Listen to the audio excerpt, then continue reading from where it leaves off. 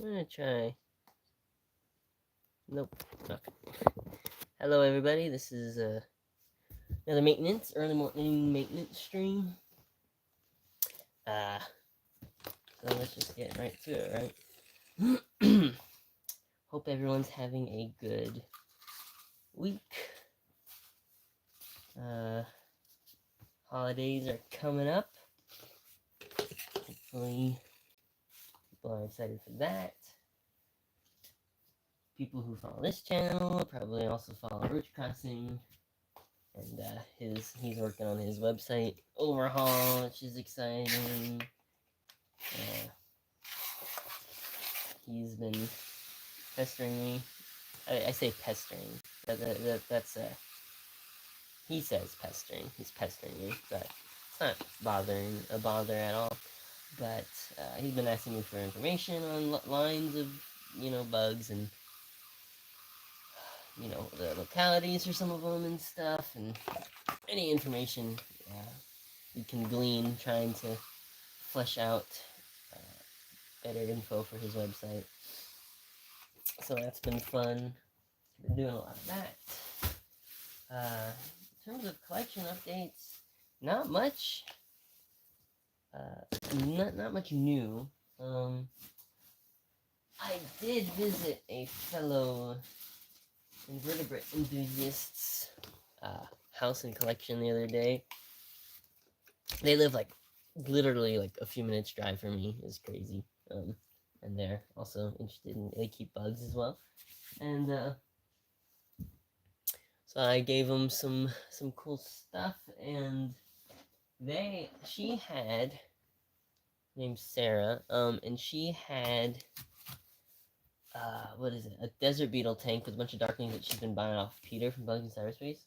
And in there was a female, and she said there was a pair of them originally, but the male died not too long ago.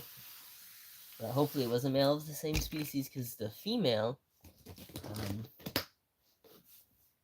it looks like it's something in Aloides subgenus Promus. I know that much just by looking at it.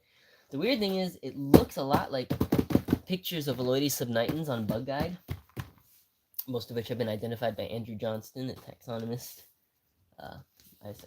Darkling Beetle taxonomist, who's done a lot of work on Aloides. But seeing that made me realize that Oren's quote-unquote Aloides subnitans do not look like subnitans. In fact, I think they might be Aloides madrenis, which I think is also in subgenus Promus too. So not too far from the mark, but still, I think they're not subnitans. And I think what this lady had was actually true subnitans. But so I swapped her some pairs of Aloides spinipes macrua for that one female suspect subnitans that she had. And I'll get some pictures of that and send that to Andrew Johnston and try to get an idea on it. But hopefully she's gravid.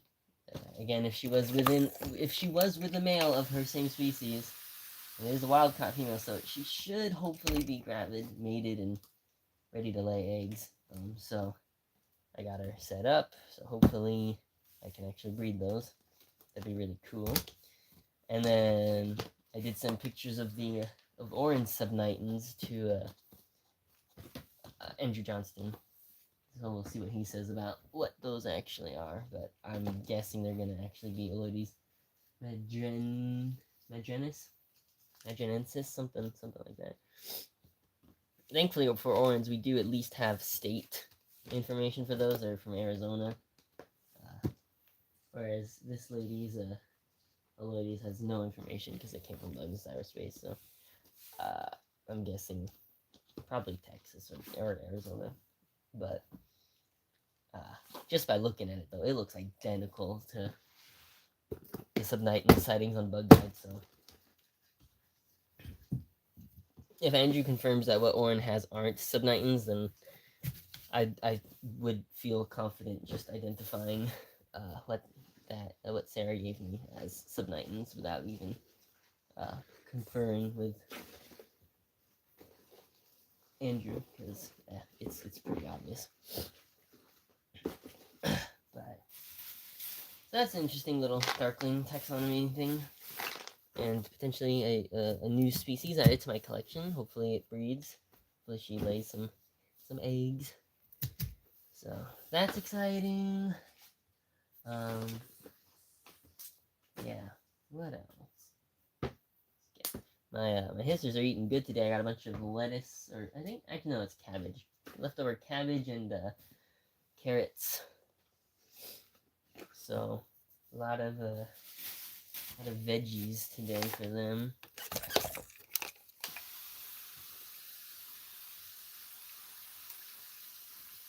Usually I don't really go out of my way to buy veggies for my bugs. It's just if we have leftovers from recipes we make, I'll end up using them.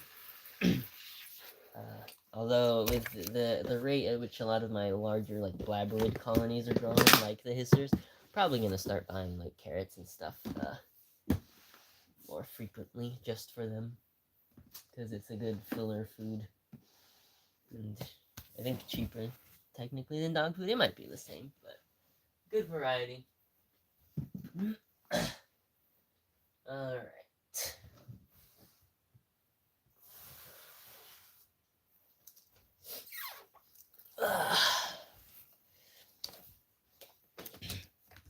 Somewhat exciting news. What is it? There's someone in the hobby that I found months ago that has Kyle's old Princessia Van Becky stock, which is a little different looking than the stock that I currently have, and but I had been asking him to send them to me, and he kind of stopped writing me back. So then I posted a bunch of ads on Facebook and trying to like get either his attention or someone else's attention if they still have Kyle's old Princessia stock, but thankfully though, I mean, I told Kyle about that guy, and Kyle just messaged him, and that got that guy to write back to both of us. So hopefully we'll be getting some of those in the new year. Some of Kyle's old Princessia Van Rebecca stock, which, I mean, we'll see. My stock is like kind of significantly different from Kyle's old stock in terms of like my Princessia Big Black stock is much more variable in coloration, and the pronotum shape, like what is it? Basically, this strain I have seems to be much more easily stunted. Especially once the colonies start breeding a lot, you get much less major males, and the minors have like pretty. Even the medium males have pretty like reduced pronotum features. Not as exaggerated of a notch, not as strong of horns, but even the smallest minor males I've found, like I'm talking like literally an inch long as an adult, those still have the notch. So I think they're still pure. Like, well, there's not a doubt in my mind that the Princessia I have are pure, but they do seem to be like a slightly different phenotype than what Kyle once had. And so we're thinking the reason that I call my Princessia stock big black is because there were originally 2 lines sold in the European hobby of Princessia, the same general phenotype, but one was called big and one was called black. And supposedly, the big ones were, reached a more average, like larger size than the black. And perhaps had slightly different coloration, but they were both like the same general like dark phenotype. Dark with just a little bit of side striping. But in more recent years, at least, according to Nico from the Cafarnarium, he has, got a lot of different Princessia stocks from around the European hobby, and he says that he told me that in Europe right now, like there's no difference between the big and the black stocks sold in Europe. They're all the same now. So, and like the blacks, the ones labeled black, still get just as big as the big, and the coloration is essentially identical. So, whatever diversity they once had in Europe, at least, seems to have been lost. So, that's why me and Nico agreed to call all strains of big or black just big/black, right? So because they're both the same in Europe. However, it seems like what I have may be more representative of what the black line was, right? You get some adults that are pure black, but also quite a few more vibrant ones. But they average a much smaller size. You know, you can get majors, and the majors are huge, but they're more rare and much more easily stuntable than the old big line, which is what Kyle had, which entered the US hobby very early on from Europe and may actually have some of the differences preserved in terms of coloration and size. So, uh, so yeah, if we can get that old strain of Kyle's back and get them breeding and compare the two, I'm still confident that what I have are pure, but I might need to rename them to just Black. Princessia Venomor Becky Black, and Kyle's are the representative of Princessia Venomor Becky Big, right? So that is possible. But the jury's still out. We need to get Kyle's old stock back and really compare it thoroughly to what we have right now and figure that out. But that'd be interesting, though. It would make sense why they were called two different names in the first place. There were actually two different strains of the same general like phenotype, that same dark Princessia locality, but just in recent years, the European hobby maybe mixed them, and whatever differences there were between those two lines in Europe may have been lost, but in the US we may have preserved that diversity. So we'll see. But yeah, hopefully we can get those back and get them breeding for us and have even more Princessia. I might have to get more Princessia Andromeda from the European hobby next year, though, because I don't think any of us are gonna have success with the group I got. I don't know what the heck happened, but yeah, none of us have had luck getting our Andromeda to breed. Maybe I just got like a bad batch in or something. I don't know. But we'll see.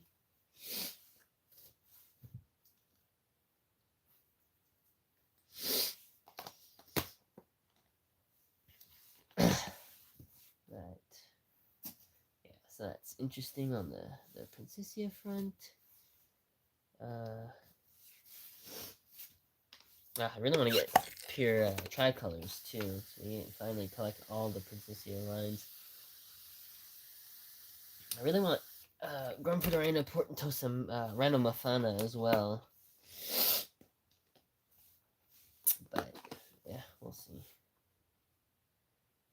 Also, I've been taking care of the hissers for like 15 minutes and I'm already so sniffly.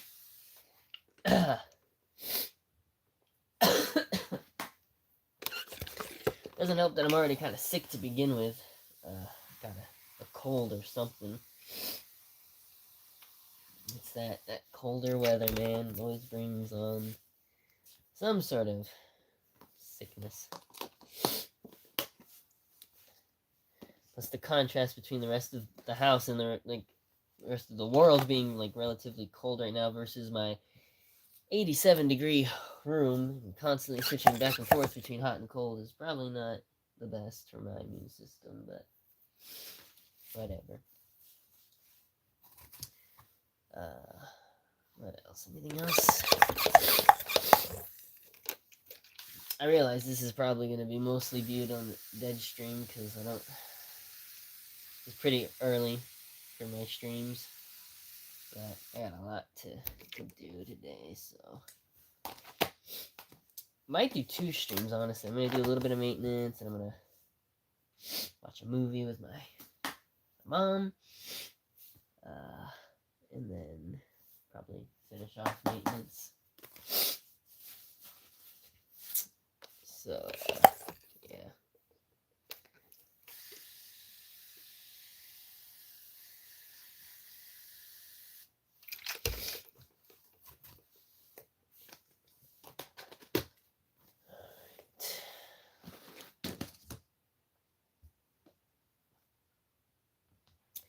Man, these female big black, right? That I I crossed to my Andromeda male. They're so fat. Like they gotta be gravid. Right? They gotta be gravid. They're so freaking fat, but they're not giving birth. I don't know what's going on with these. I picked two really nice females too. Like they were, they were nymphs when I got them, obviously. When I isolated them to mate with that male, but they both matured into very pretty females. So it's like the best ones to have crossed to that Andromeda male. So I don't know. I hope they give birth at least.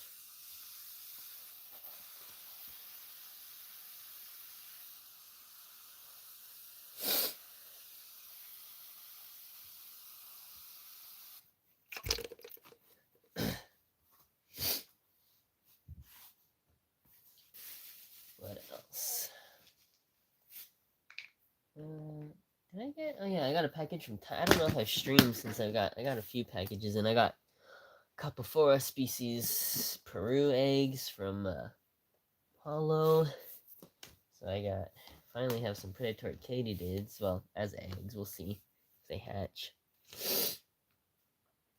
But so those are cool. I've been wanting to try that genus out for a while. I got a package from Tyrandal recently with some Cubaris species Blue Pigeon and Cubaris species Panda King White or Whiteout, whatever, the completely whited out version where even the eyes are white. So I got that and some Polyphaga aegyptica as well. Because why not? Kind of collect all the hobby corydons again. I got all the Daria back. I got Ergaula CF Sulfoides, the Pilosa from the hobby stock. I got what is it? Got the Polyphaga. I need Polyphaga Caesuri and Ergaula Capucina and U Polyphaga sinensis, the normal form. And then I think I will have every hobby corydid, other than, there's like a whole bunch of Aranabaga that Kyle and Alan have that I don't have yet. But those I'm, slowly collecting over time as their colonies get established.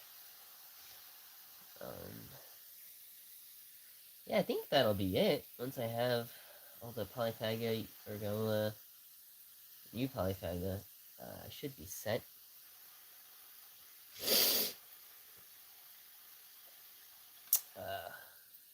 So yeah, excited to try to get all those.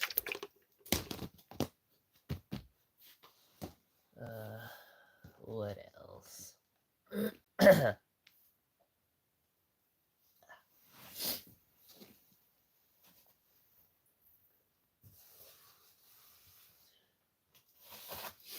If anyone knows anybody who has Marylandella species tricolor and wants to trade them for rare roaches, hit me up. I've been trying to get tricolor for a hot minute now, and I can't find anyone that's willing to hand some over for roaches. It's like the problem is I don't have any. I don't really have a lot of isopods. In general, the ones that I have tend to do pretty well for me, but I don't have like of the rare ones. I'm not like super into the isopod hobby, so I'm not super close with or hooked up with a lot of isopod people, so I don't really have access to a lot of the super rare, super expensive isopod species without having to spend money on them, and I simply do not have the money to spend on isopods like that. So trades are my only option, but I don't have rare enough isopods to trade, but I do have roaches that are of equivalent value. But there's not a ton of isopod people that are also interested in rare roaches, so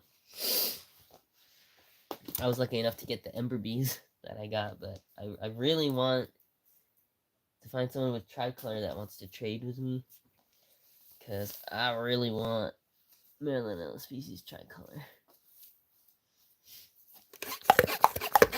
And Blister and Scarlet and Pink Lambo and yeah, like really most of the Phoenix, Lava, all the colorful Marylandella species I'm down for. I really love Marylandella. My Ember Bees are doing great. They just started. My original group of adults, quite a few of them died off, like, not very long after I acquired them.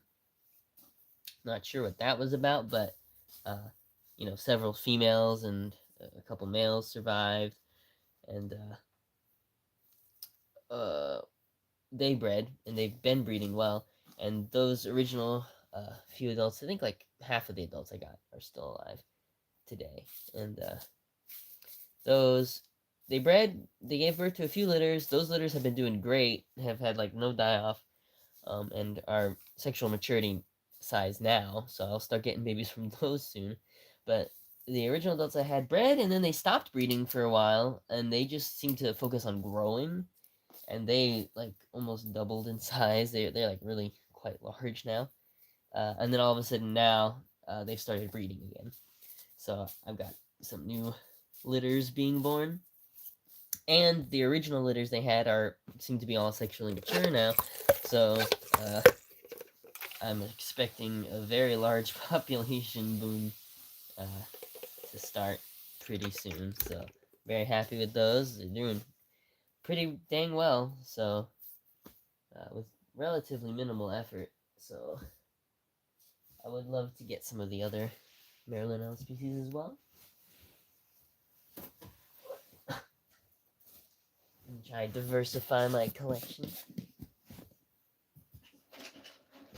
Because the thing I really love about the Marylandella is they're so active compared to other isopods. And, like, you spray down the enclosure and they all come out running and climbing and stuff. And it's really cool to see that in such a large and attractive isopod species. And they move around more like roaches, right? So they're about as roachy as you can get for an isopod. And obviously I love that, so...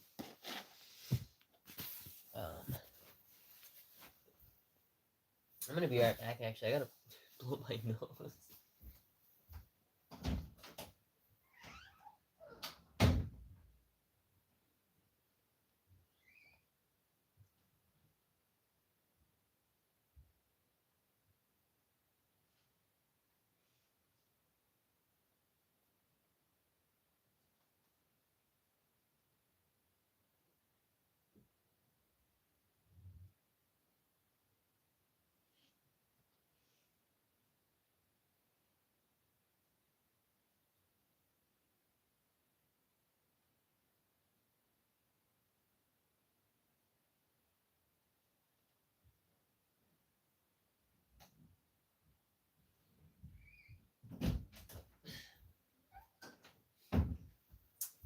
Okay, that did not help that much. Yeah, I'm pretty sick. Been chugging emergency. That helps with my throat at least, but yeah, I'm quite congested. Doing maintenance on the hissers definitely doesn't help.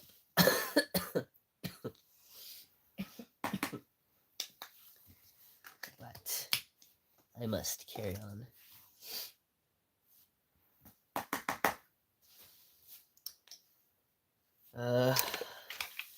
What else? Oh, that whole freaking debacle with the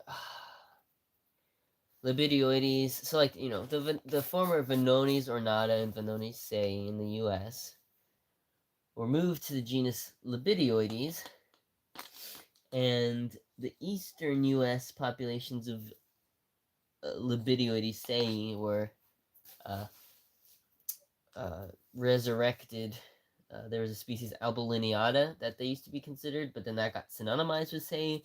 But then recently that got resurrected, so considered a valid species again, separate from sei. But apparently, that whole paper was done based on morphology and really just coloration alone, which is not reliable. And someone's been doing phylogenetic work on them and has conversated with the authors of that more recent paper that split them up, and says that yeah, so Albolineata is going to be synonymized again with Sei based on phylogenetic evidence, and so that whole thing is gonna be reversed. So once again, there are only two U.S. species, Ornata and Sei. And as I don't know though whether they're going to be put back into Vonones or if they're going to remain in Labidioides. I feel like keeping them in Labidioides might stay the same because the only other Venoni species is like in the Caribbean. It's not even part of mainland, North America, so I can see them not being in that genus still. But yeah, Sei and Albolineata are the same, so that's kind of annoying that they bothered changing it at all, and then that change is going to be reversed again, and it's annoying, but so yeah. And what else? I feel like there's some other interesting thing that I haven't got to talk about on the stream yet that I wanted to discuss. Is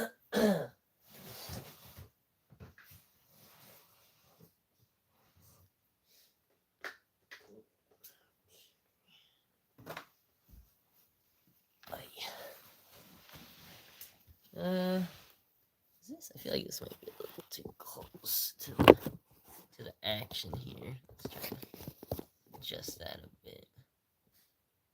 Oh, come on. I know you can do it. Okay, there you go. Yeah, I'm not sure what else there is to talk about. Getting a little concerned with my Halloween hissers. They haven't bred yet. Some of the females are quite chunky, but some of them seem to be going back and forth between being really plump and like kind of thin, and yet I'm not seeing any aborted ooths recently, so I don't know what that's about, but there's also no babies, so I don't know. Hopefully they start breeding soon. Want some Halloween babies, damn it.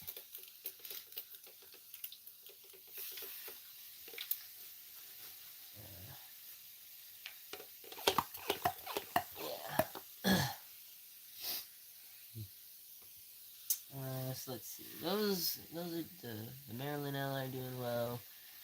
Oh, I also got a whiteout Porcelio Hoffmannseggi from Maxwell Wolfgang, along with question mark roaches and peppered roaches. But the whiteout Titans, man, those are so pretty, and they're gonna get so big. So that's an incredible morph to have in such a large and hardy Spanish Porcelio. So I'm quite happy about those. What else? My Porcelio Bolivari, which were on the brink of dying out, I had a single pair left. Again, I think just due to some random humidity fluctuation issues, I ended up losing most of mine. So their shoebox, I decided to put my oh, there's a dead hisser in here. I can smell that. Oh, but I decided to put in those the Porcelio expansus that Ellen gave me in that enclosure because same kind of setup. I thought they'd do well. And Ellen's Porcelio are doing great, but all of a sudden the Bolivari decided to bounce back. And they bred. That one female I had gave birth to a nice healthy litter. Apparently there were also other babies in there hiding from previous litters that I hadn't seen that are growing well now too, so they're bouncing back in that setup. So now I have to separate the freaking expanses again and put them in something else. So that's kind of annoying. There were rumors. I'm also gonna have to keep a close eye because what was it, Kai, that said that he may have made Expanses Bolivari hybrids? I kind of doubt he did, and I don't recall hearing anything afterwards about that, so I feel like that didn't actually happen. But, well, if I'm wrong, then shoot. That's not going to be good, but I kind of doubt it. But yeah, so, drama. I think that was the only dead one of the female big blacks, not big blacks, species unidentified. Gomphodorina died, and smelled so bad. These guys are popping off though for me, my unidentifieds. So that's great.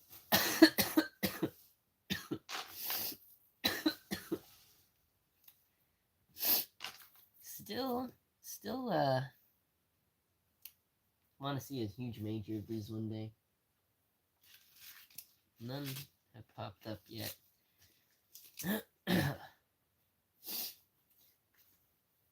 Mine also seem to be a little bit more consistently dark than some other people's lines of the species I've seen. However, in the right lighting with flash, sometimes these pop out looking like really bright on camera, so that might just be what I'm seeing in other people's pictures. But I don't know, I might try to find another source of species unidentified in Europe from someone that has lighter ones popping up in their colony. I still think these are pure, especially since they're so consistent. Like, they're extremely consistent in their coloration and patterning. Just a little darker than some of the individuals I've seen online. So, I mean, this colony of Yorgs may have been he may have accidentally selected for just darker and darker individuals.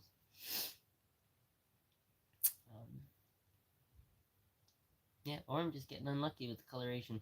Like, I don't have any striped individuals popping up in my Massawala bin. However, I will say with my Massawala Portentosa, I do think that mine are infected with Serratia, which is kind of annoying, but is also probably altering the coloration of the adults that pop up. However, I think they're recovering from said infection, so we'll see in a couple generations what all pops out of there. But yeah, they just haven't been doing that well in their old enclosure, and then I moved them to a new one. Now they seem to be doing a little better, but I can kind of see that some of them probably have Serratia infection. So that's a bit annoying, but whatever.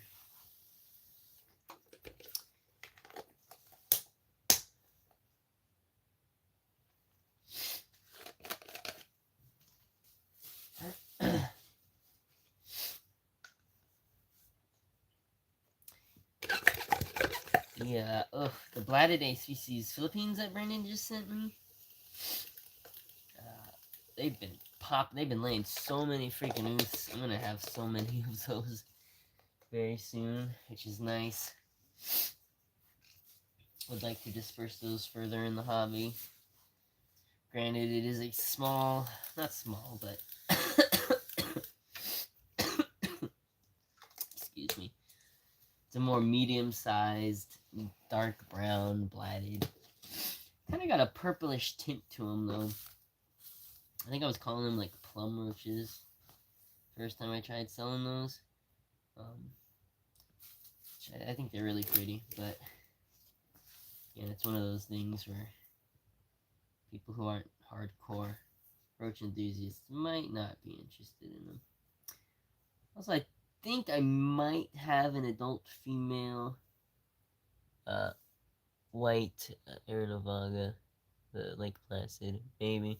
She's either an adult or subadult. But yeah, I don't know. That last abdominal segment looks pretty sclerotized to me. And she got a lot darker in this molt, so I think she's mature, but we'll see. Would love to start getting these breeding. Yeah. These guys are doing well. I slightly overwatered my Tampa strain of Floridensis.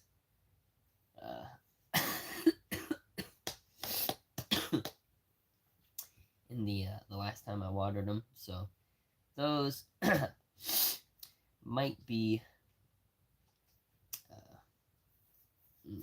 they're not doing as well. I think I lost one of the adult females as a result.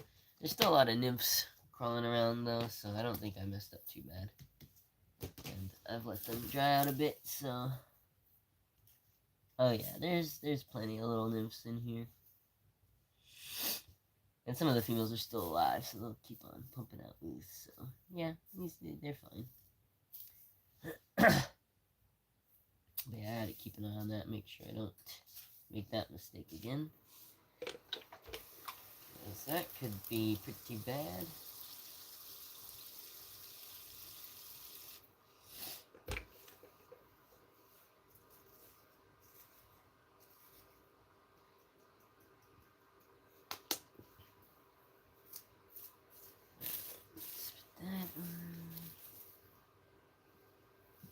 It's cute though, cause like the Tampa nymphs are pretty pale. They almost look like Lake Placid nymphs when they're younger. But I mean, the females are much darker than the Lake Placid. So it's pretty neat.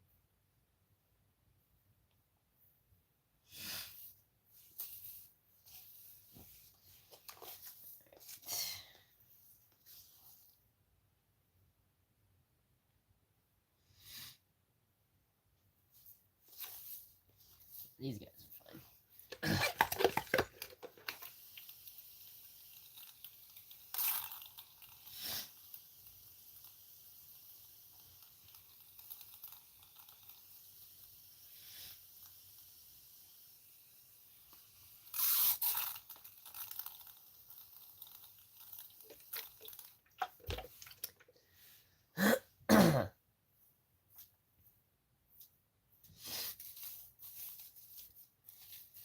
Yeah, I got some peppered arches from Maxwell, because I've been wanting to see some of those in person. I had an adult female pet Archimandrita that I got from a pet store when I was like 12. And I remember being so impressed with the size on her, so hoping to be able to actually breed that species now, and wouldn't mind getting the Panama City and Chucanti species, Panama Archimandrita as well, which supposedly get bigger than normal Archimandrita tessellata. Jury's still out on whether those lines are just tessellata or if they're Marmorata. I don't even know if Marmorata is a valid subspecies, the valid species. They look very similar to tessellata, but you know.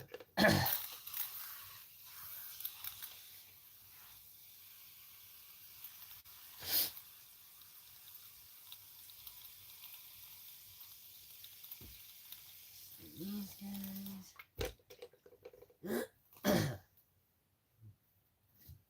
Man, I am quite sick. I don't know. I should really be doing this stream right now.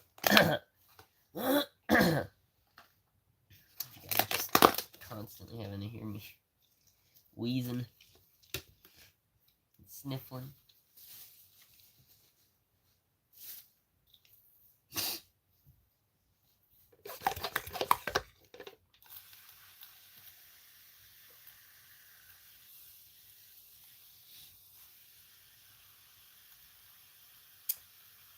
Oh yeah, but also speaking of Princessia, going back to that earlier discussion, um, I've had less and less each generation. In my Princessia Big Black Colony, I've had less and less uh, completely black individuals popping up. Because my last couple majors in that colony have been like, they've been adults that had they've been males that had decent side striping, and so I think that became the dominant gene in that colony as a result. And but because of that, the black gene, the completely black gene, seems to be dying out in that colony, which isn't the worst thing in the world because I do like the striped individuals more. I think that's what most people want from that species. However, I do kind of like the fact that there's like pure black ones, and especially because it's a pure, line of Princessia. A pure line of Princessia, and it has,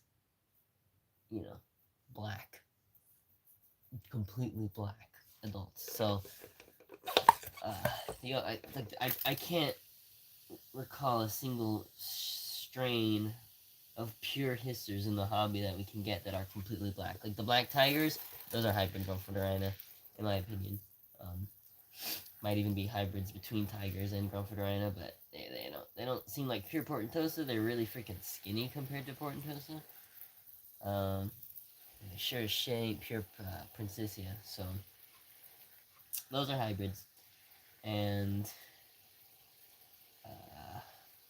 most like pure breeding black Portentosa lines come from hybrid mutt Portentosa, So, I don't actually think, at least in the US, that we have any pure lines of true breeding black hissers. So, my idea is I'm going to try to do that with these big black Princessia, which in my mind, I'm completely sure that they're pure Princessia. Because all the adult males have the Princessia notch, and the coloration isn't crazy inconsistent, so I'm going to try my damnedest to get those isolated, black lines. So I've isolated a few of my, well, really, I think when I looked in there were like less than 10 black adults, and I just pulled them all out. And so I've isolated those, and I do realize that since they're all adults, the females have already been mated with who knows, what, right? So it's quite likely that the first generation is going to be very mixed in terms of coloration, but in that next generation, I'll be heavily culling all of the colored individuals and should end up with pure breeding, completely black Princessia within a couple generations. I would assume. So, yeah, looking forward to that. That is my new project. Yeah.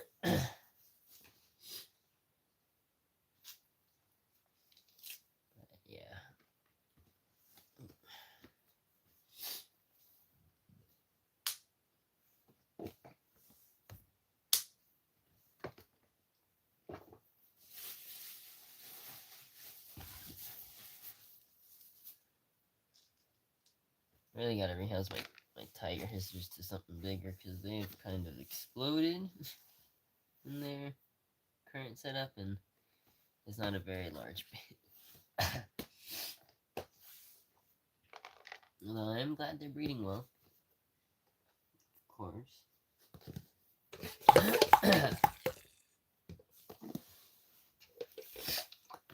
Previously, I've not really been that successful with tigers, but now that I'm keeping them more humid and not as well ventilated, they seem to be doing really well. Although the tigers I have are Kyle's like older tiger stock.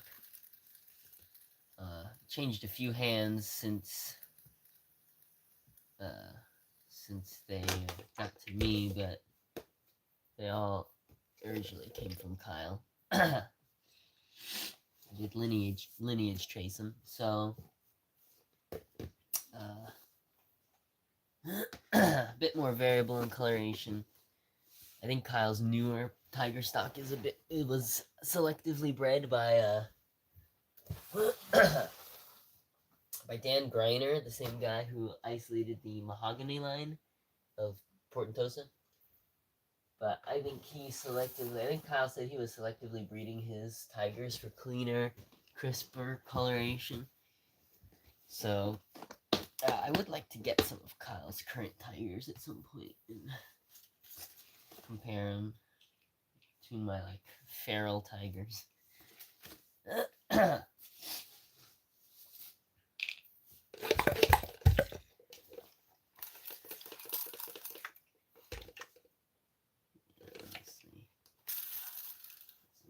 Those.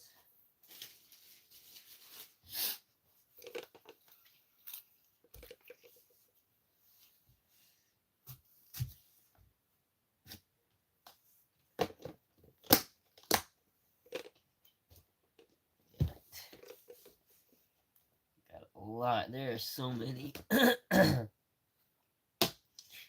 are so many baby Uricota species in Venezuela in my colony right now, and it's from a single female who is still alive and laying moose.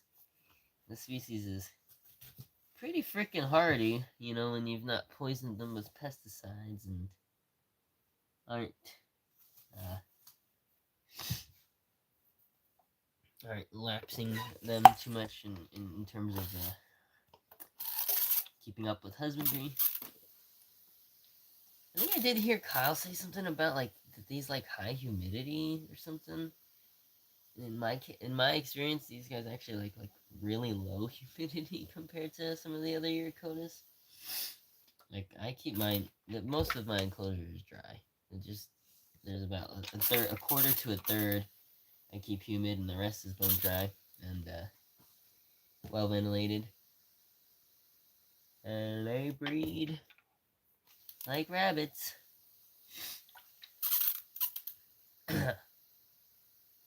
So I guess the bigger takeaway from that is that they're just not picky at all.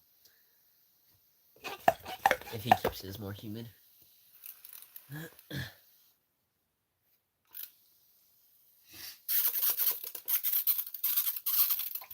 But it's like I've noticed like Improcera, in my experience, can't take it as dry as these can. Which is funny because Improcera is a larger species. And you would think, you know, better adapted to desiccating, especially since their oots are larger and presumably thicker, but nope. They definitely do not handle it well when they dry out. Their oots desiccate pretty quickly. But Venezuela oots do not. Seen a lot of molts in my my orange domino bin, but no adults yet. I have some adults though. That's good.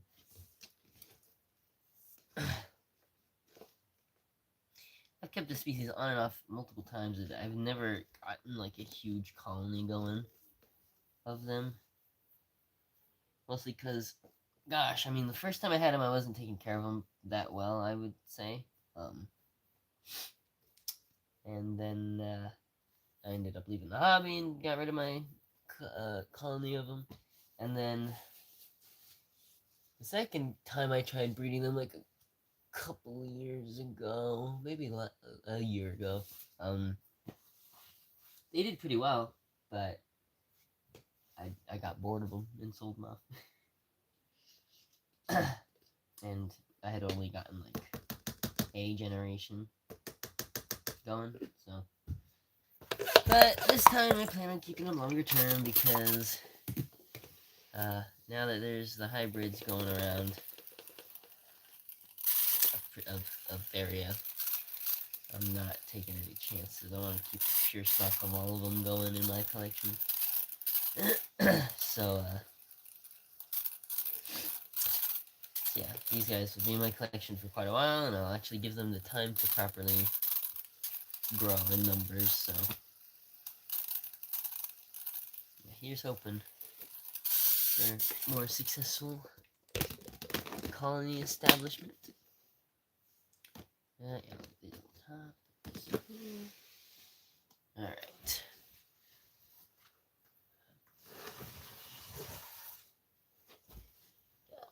Patricia Big Blacks. Which, if it ends up being that the line that Kyle had, right, is like significantly different from these, and we end up calling those bigs, then I might revert to just calling these blacks. But like that would be because that would be proper. That was what people were calling these, right? However, I do have pure black adults coming out, and I plan on isolating those. So what the heck am I gonna call those? Like the completely black ones, right? Because people were calling these ones with just, even though they have the side striping still, right? Like the, oh, you can't see on this freaking phone, but you can see on pictures on my website that most of my adults do have side striping. But the rest of their bodies are black, and so that's why European breeders just called them black. It wasn't because I don't think that you get some pure black individuals popping up, because all images of that species in the past, like, were of the stripy adults, so that's not why they're called black, but so I don't know what to call my pure breeding black ones when I get those going. I'm not sure what I'm gonna call those. Like jet black, pure black, I don't know. Because then that could get confusing if I end up reverting to calling these Princessia Van Rebecca black, and then I also have a completely black line descended from this colony, right? So I don't know. I guess I'll cross that bridge when I get there. Okay, and then this colony is the biggest Hizzer colony I have, though, so they're gonna get like basically all of the rest of these vegetables. And they will eat it. They will eat all of it. And I'm not even gonna mist them today, because all the water from these carrots and cabbage should be enough to hydrate them. Yeah, I'm just gonna feed it all to them. Yeah, that hole. And I'll still give them a little bit of dog food.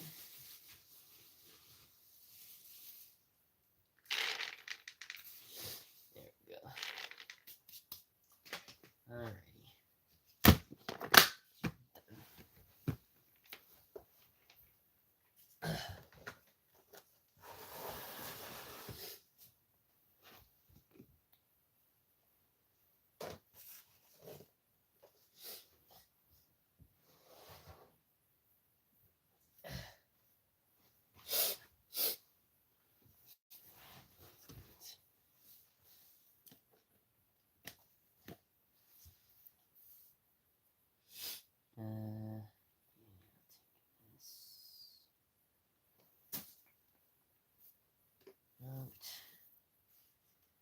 Still no babies from my Parasphaeria flavipes. I'm growing increasingly concerned, because like it shouldn't be taking this long to get babies from them.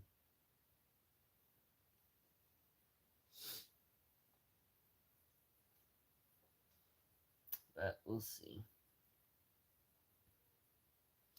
I did fairly recently upgrade the enclosure size, so hopefully... Not the enclosure size, I recently upgraded the enclosure ventilation, so hopefully that will help. get them to give birth. I forgot I have a banana too. This completely brown banana. Good eating for the bugs, but we're good for making banana bread, but ain't nobody got time for that right now. Let me give you some of them. Some of this banana. Parrots like their sweet foods. Speaking of which, I'm probably gonna go right now. I got some sugar water in the fridge. Refill their little dish of that.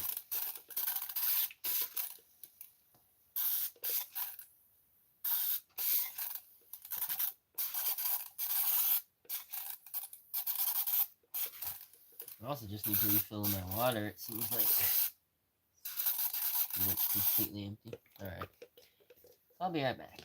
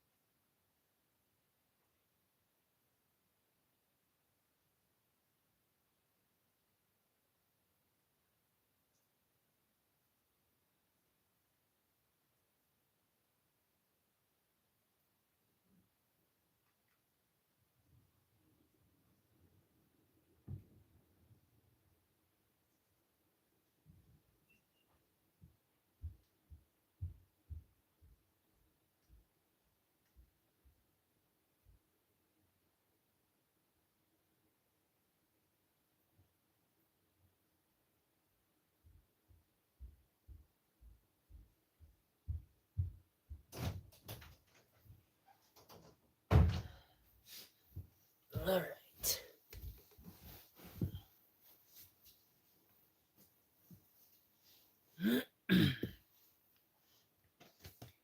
Yeah, so for these I've been filling up a little dish with some paper towel, which is what my camera's balancing on here. Yeah, paper towel. And press that down in there, and then I get some sugar water. Come on. Sheesh, that lid is glued on.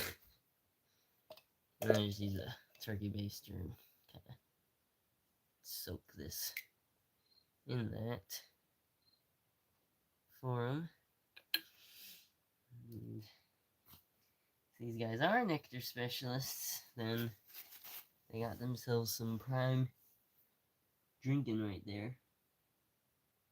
But I don't even know if they are, to be honest. There's one of the females. Like, I feel like they're not getting fat. They're not getting plump, which is kind of concerning me greatly. It's like they're not eating anything. They're not eating much of anything. And I don't know why. I feel like they should be. Yeah, I don't know. Yeah, I really don't know. It's kind of stressing me out. I'm not sure why they're not eating. It seems like they don't love their hides either, even though I got them some really nice cork bark with a bunch of nice holes and crevices in it. They don't seem to be utilizing it that much. I'm giving them some leaf litter. They're not utilizing that much. And, yeah, they're just kind of not, the females are not getting plump. They're not looking gravid. If anything, they seem to be getting skinnier. And I'm not sure what I could be doing differently for them. So it's kind of annoying. But, yeah, I don't know. Metallic Paraspharis are, like, really annoying. Compared to the black species, like, they're a puzzle. And I haven't really cracked them yet. It's not, like, Magnifica care. I've tried keeping these a little drier, too, and they did not seem to like that. So that's not it. So I really don't know what they want. So, there, yeah, I don't know. I'm not too optimistic that they're gonna breed. But, whatever. I'll do my best.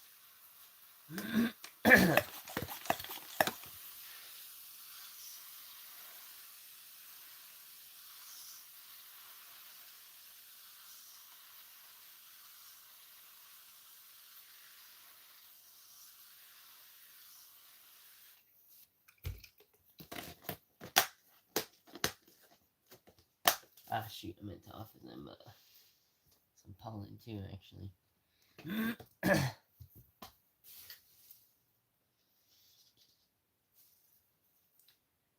wonder if putting pollen in the sugar water would be good. I guess I could try that, because that's like, it would make it more of like a paste. It would be more, I don't know, maybe more appealing? Pollen mixed with nectar substitute? Well, we'll try it. See how they like that.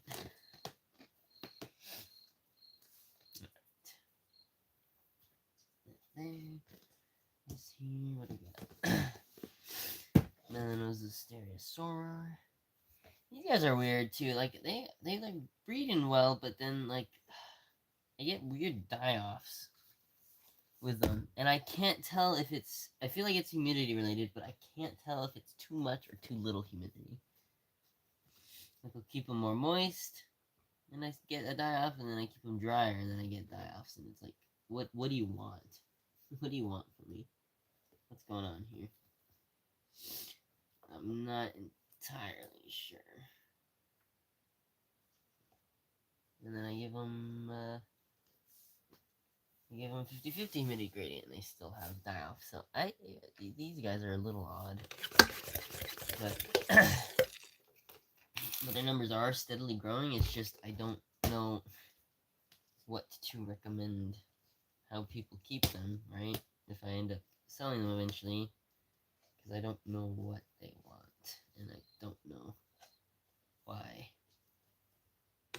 And like my original group, in a much smaller container, I was not really having any die-offs. But ever since I rehoused them to larger and larger containers, I've been having issues.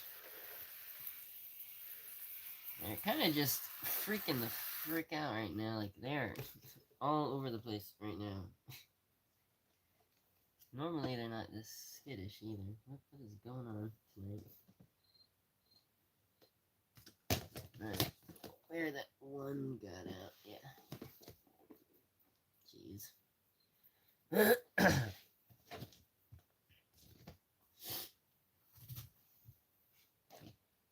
guys don't get that.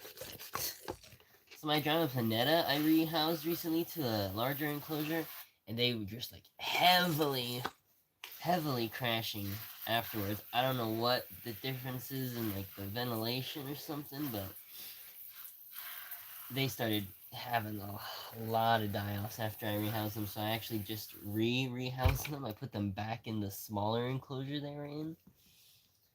And hopefully that stops whatever issues they're having, because they were doing fine in that older enclosure.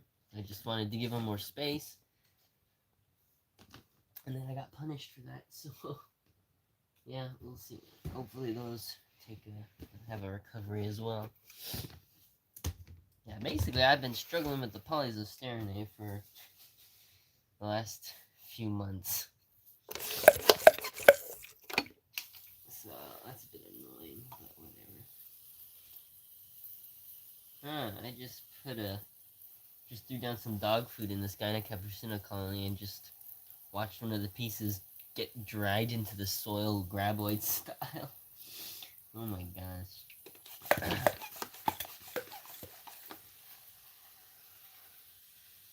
Caps don't mess around. Capucina, very protein hungry. I also hate, females seem to hate larger nymphs bothering them when they're gestating, so I've been having to isolate my females to get them to give birth. Both me and Alan employ that method of care, which is not... Most people don't have to do that, so I don't know why me and Alan have those problems, but whatever. Alright, my Neostylopiga rombifolia have been kicking off. Their next generation's hatching out, and now there's tiny babies everywhere.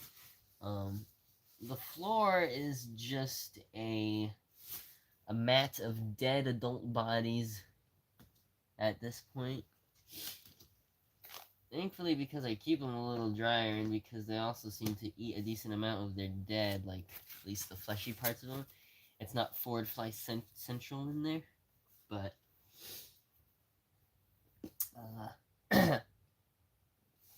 at some point I'm going to have to rehouse these, and I'm not going to enjoy it. So, yeah. What else? You guys give me some banana. And some cabbage. I think it's cabbage. It might be lettuce. I didn't ask. I just saw leafy greens going in the trash. How much tape, like, to tape boxes, like wrapping paper tape? Yes. But I don't know. Like wrapping tape? Like, just no tape, scotch tape. No. I don't know. Israel might. Yeah. That was my mom.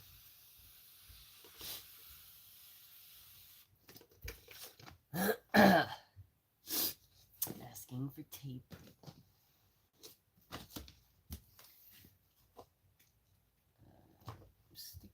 I'm kind of surprised my Grumpfedorina Portentosa Clevelands haven't bred yet. Surprised and concerned.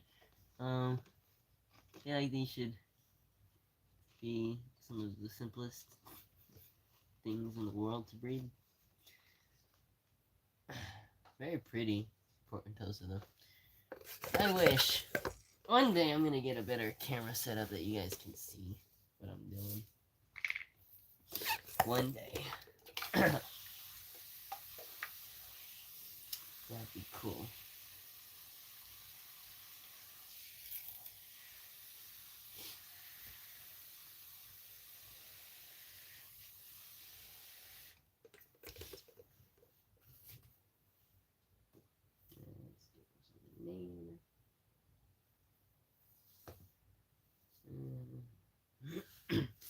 Yeah, what the heck, we'll give these some cabbage too.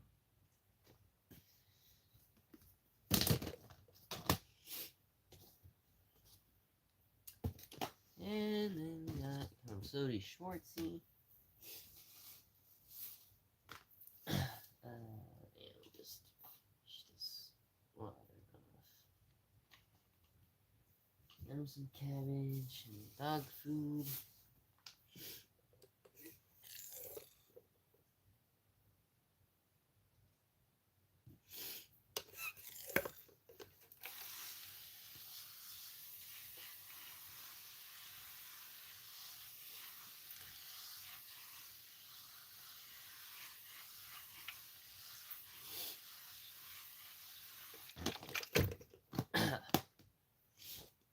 Alright.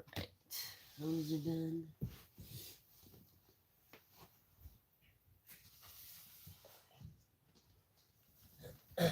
Oops. Let's look at my domino roaches. I don't think I'll have adults of these yet. Nah. I think Brandon mostly sent me smaller or medium nymphs of these. But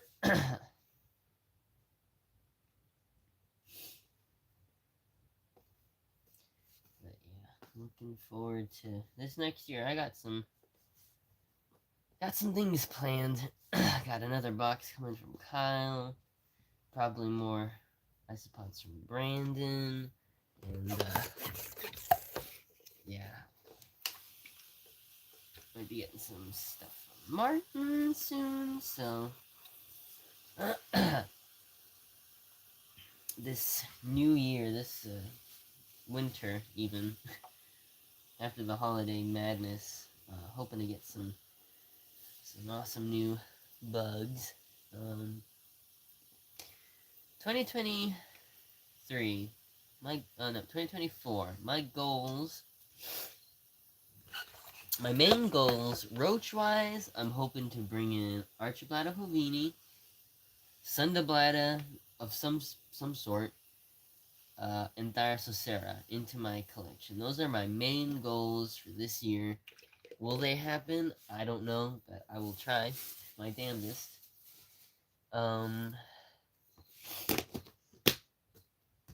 As well as hopefully reacquiring Andromeda. Those are a big. I mean, breeding the ones I have would be great, but that's looking less and less likely, so I might have to get those again. So that will also be a big priority of mine this year. And then what else? I might try velvet worms again this year. If I could convince Kevin to give me a second chance on those. I failed pretty miserably the first time, but this time I actually just bought a bigger 5-gallon gasket tote, which I'm going to be putting a whole bunch of pothos cuttings, maybe even some other plants. I'm gonna get it fully planted out and established. Maybe even throw in some Euchinaria just to have those as the dominant springtail species, because like I'm gonna end up with springtails in there no matter what, and I really don't want it to be Coecobria, so I would prefer a dominant species already being in there, preferably, you know, Ukes, because those are less, they are more protein hungry, I guess, but they're not aggressive towards anything living. They're very, mild mannered, and though they can be prolific, they don't like absolutely explode like Coecobria do. Spend most of their time in the substrate. They feel they're basically like little the velvet worms of springtails in terms of like their mannerisms. So I feel like they won't stress out velvet worms nearly as much as the more what is it, the entobriomorph springtails do, like Entomobria, Coecobria, Willosia. So, hoping those would be fine to house. I think even Kevin may have thrown those in with his velvet worms, so yeah, I'm gonna be getting a tank established here soon, a bin established that's much larger than what I previously had them in, and should hopefully be more to their liking. Not gonna use Copsodes as live prey for them because that also stressed them out. I made them shoot glue excessively, because they glued themselves to death. They glued themselves to items in their cage, ripped the glue off, broke their skin, and that's how most of them died after they got injured, right? So hopefully in a larger enclosure, more hides, better planted enclosure, less microfauna in there that's like stressing them out and maybe making them shoot out their glue. as much. I feel like they'll do better. So that is my plan, and then hopefully they will both have something Kevin would want to trade the Veloworms for, but also hopefully after failing so miserably with them the first time, I'm not on his shit list of people not to send them back to. Which I wouldn't blame him if he did, because yeah, but this time, I mean, I did the best with what I had at the time, but now I have even more resources and more space to dedicate to them, so I definitely would like to try again.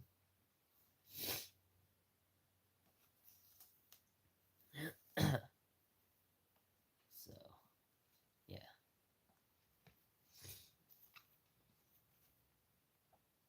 Checking the Eustagaster Buprestoides right now, they're still small nymphs. But they are growing, they are molting. Seems like most of them have molted at least once or twice since I got them. Oh, cute. Alright, so they're doing fine. I did give these guys some leaf litter too. Not that I think it's like actually necessary doing, but definitely helps with the cover. It helps keep the top layer of substrate a bit more humid. I think just having that extra layer on top just shields it from dryness a bit more, you know. And also gives them something a little bit more to nibble on in case they want to, though. It doesn't really seem like they are nibbling on that much, but certainly doesn't hurt, of course. And yeah, for these guys, I'll baby them as much as possible because I really, really want them to succeed. Alright.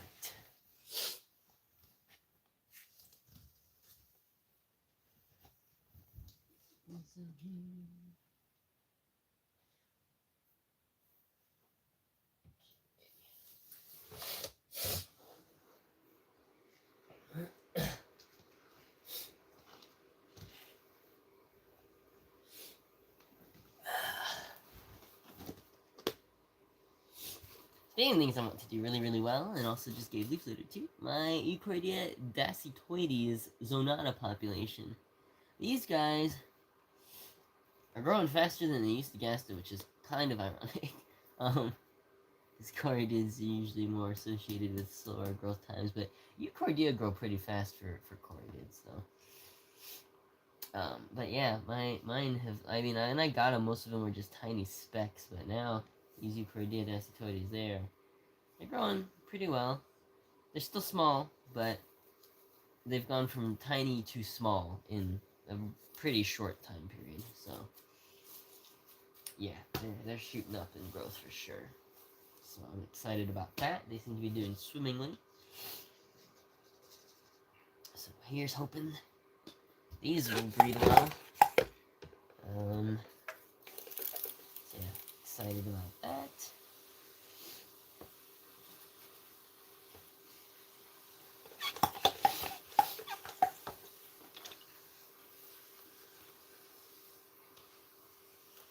Yeah, these guys' enclosure dried out quite a bit though in between waterings. It's a bit annoying.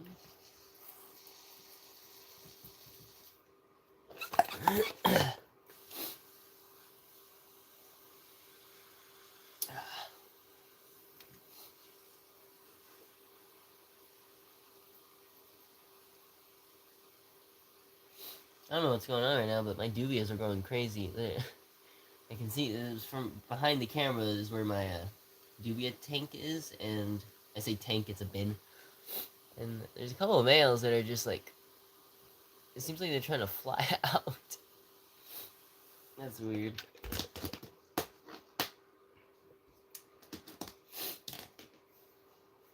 Alright, this is the Euchordia West Woody setup.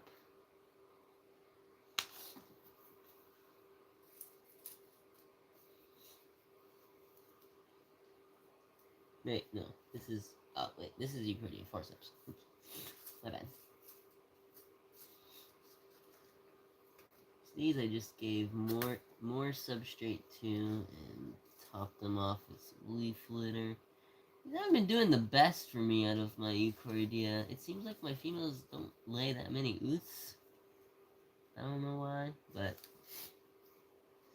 part of that may have been they just needed more substrate or more substrate humidity, which adding more substrate means there's more substrate that like doesn't desiccate in between watering, so that ups the air humidity quite a bit. So hoping that solves that issue. Because I have adults of both sexes in here at the same time, multiple females, so I should be getting tons of ooths, but yeah, we'll see. My first female that got mated like months ago, she died, but I got some hatches, some ooths laid from her. Got a couple hatches, but not that many. So yeah, hoping these changes I've made will get the colony growing faster. Because it is a pretty species. Granted, definitely not like my favorite Euchordia. The females are pretty ugly compared to most Euchordia like that I have. But the males are stunning. That's the thing. The males of this species are really pretty, but the females are pretty bland. So I'd probably rank these. I don't know. I'd say because the females are ugly, maybe they're a little bit below Yasumatsui in terms of attractiveness. But I do like the males more than I like adults of Yasumatsui. But overall, I'd rank these the lowest in terms of appearance, then Yasumatsui, then Euchordia Linglong, then Euchordia Westwoody. Number one. From the Euchordia that I've seen adults of in person. Now I have Dasytoides, which I think might replace Westwoody as my favorites once they are mature, but jury's still out on that, because I haven't seen them as mature, obviously. Hoping to get Euchordia gulinensis and Euchordia species Quinling from Martin in the near future, which those, I think gulinensis would be kind of mid, along with Quinlan, to be honest. But I could be wrong. We'll see. We'll see adults in person. Yeah, so it's gonna be. I think it's gonna be a pretty exciting year for Euchordia this year, especially now that I got the Dasytoides and I have those other Euchordia hopefully coming in. Like US Hobby is gonna have quite a few Euchordia to pick from. I'm honestly kind of surprised with the lack of like attention that they get compared to other roaches. Like I don't know. Like yeah, they're small, they're not tiny, and they're not super difficult to keep. So I don't understand why they're not that popular. Like people will balk at the higher prices for these, and then pay much more for Pseudoglomerus, which, like, yeah, Pseudoglomerus are pretty at all life stages, but they're quite a bit more finicky, and a lot of people that buy Pseudoglomerus magnifica don't end up breeding them. Whereas most people that get Euchordia do end up breeding them. So, like, first try. So, I don't know. I don't know why people don't value Euchordia as much. Plus, Euchordia, like, they got more patterning to them. In addition to being metallic and colorful, they got more patterning. Yeah, the adults don't live that long, but once you have a big enough colony, you're going to be usually having adults like basically year round. So I don't know. And I feel like people like Corydid a lot too. So why don't they like the colorful ones? I don't know. They're like cuter, smaller, iridescent domino roaches, right? That's basically all they are in terms of care and even in terms of what they're related to. They are the same subfamily as dominoes, so I don't know. I feel like they should be a bit more popular. I feel like, I don't know. Then again, that kind of goes with just, in general, the roach hobby being pretty underappreciated and overlooked in terms of the pet bug hobbies. So perhaps I shouldn't be too surprised. But hey, I can dream, right?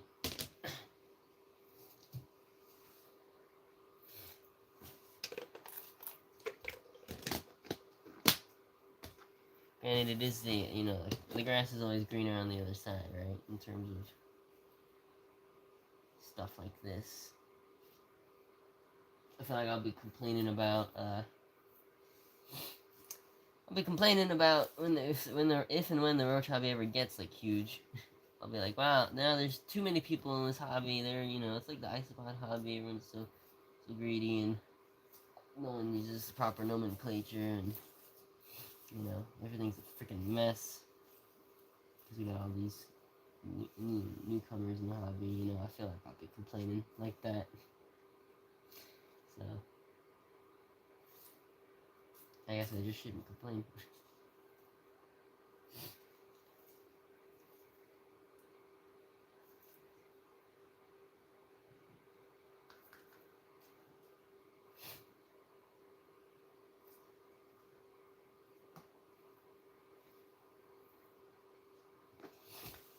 Checking on the Euchordia westwoodi adults from the non-diapause population.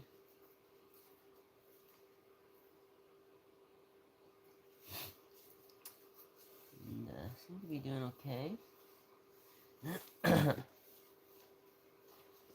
like I made a mistake. I mixed some jungle bark into this, not jungle bark, the jungle mix, which is Sagnum peat and fir, into the regular coconut fiber that I typically use for Euchordia, and I feel like that has made the substrate a little harder to dig into, and they don't seem to love that as much.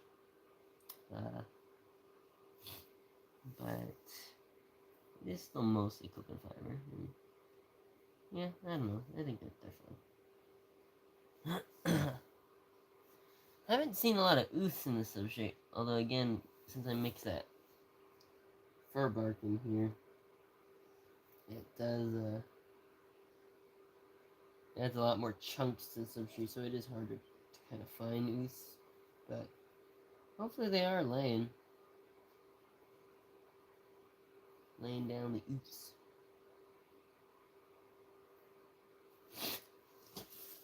But yeah, because I would love to isolate a strain of this species that does not require diapause.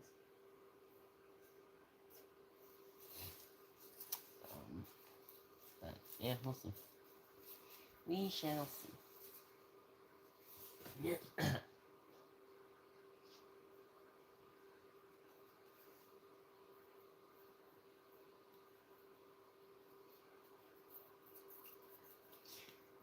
Pollen, dog food, fruits. Yeah, I'm gonna give these guys a little bit of banana. A little treat. Yeah.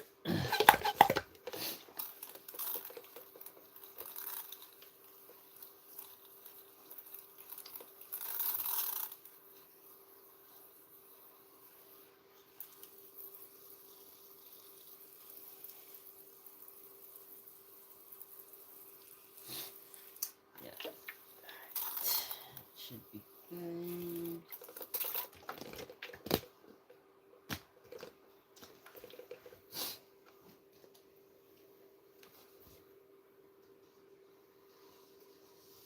Alright. Irritavaga time. At least we're starting to get into some of the more Irritavaga. My species Animus. I might need a booster from Kyle. I forget if I asked him or not for a booster. And it's like, I've got adults from my next generation popping up already. Oh yeah, look, I got a new adult female. So that's good. maybe I don't need a booster anymore. The main issue I had with these is I'm pretty sure my original culture I infected with Serratia, so they did not breed well at all the first generation. However, I have since rehoused them, given new substrate and everything, and the nymphs that I did get are nearing maturity now, and I don't think are infected anymore. So hopefully they will breed better, but bit of a gamble. So I wouldn't mind getting more adults from Kyle just to bolster more nymphs from Kyle to bolster my numbers, but we'll see. It might not be necessary. But yeah. So that's annoying. Again, Serratia, it can really mess things up sometimes. A lot of that was from at the time I was reusing a lot of substrates for stuff, and that's a really easy way to spread disease throughout your collection.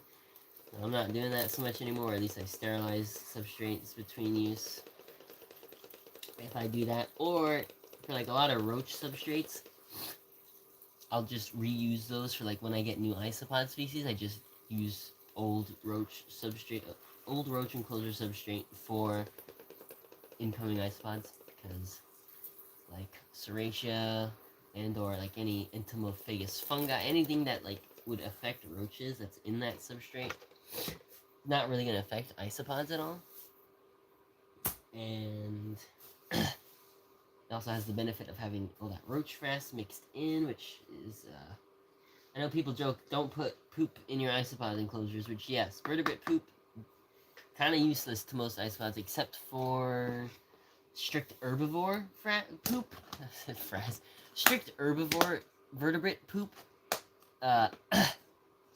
That's fairly beneficial to isopods, I would say, or at least I would guess, and I'm sure they would eat it pretty heartily, because all that stuff usually is just like decayed grasses and like, you know, like if you ever flipped over a cow patty or horse manure, like any like composted manure or whatever, it's really all it is. All that poop is just rotted vegetation, and you can even still see there's like flecks of grass and stuff in it. It's all it is just like grass that has passed through the digestive systems of mammals. And so since it's still a lot of vegetation material still left in the poop, it's still pretty edible to most detritivores, isopods included. So that, you know, rabbit poop, horse poop, cow poop, you know, as long as they are actually eating like hay and grass and not being fed a pelletized diet made of like fish, which a lot of, you know, industrial farms and cow factories do actually feed their cows pelletized food, which is quite often made from fish byproduct, like the stuff that they catch in the nets in the sea that aren't fit for human consumption. They just blend it up and pelletize it, and they feed that to cows, which is kind of messed up. But yeah, that not so good. So, but yeah, strict herbivore poop is pretty edible to isopods, and you know that may it's obviously not necessary, but you know they'll eat it. But omnivore or carnivore poop from vertebrates, not nearly as tasty to isopods or other invertebrates that aren't coprophorous in nature. Omnivore and carnivore poop is more commonly taken care of by flies and dung beetles in the wild. You don't usually get isopods and stuff eating that unless they have nothing else to eat, right? So, or unless it's been already heavily decayed. So mixing that stuff into your substrate is nasty. And they're not going to eat that much of it.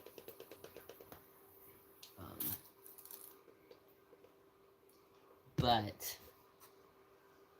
sorry, I kind of lost my train of thought there. I don't even remember why I started talking about poop. Oh, because roach frass. Yeah, roach frass. Invertebrate frass. A lot of that is pretty edible to isopods as well. And, yeah, so having some of that mixed into the substrate, an old roach substrate, uh, can add more nutrition to the substrate and more little edible bits that the isopods will actually feed on. So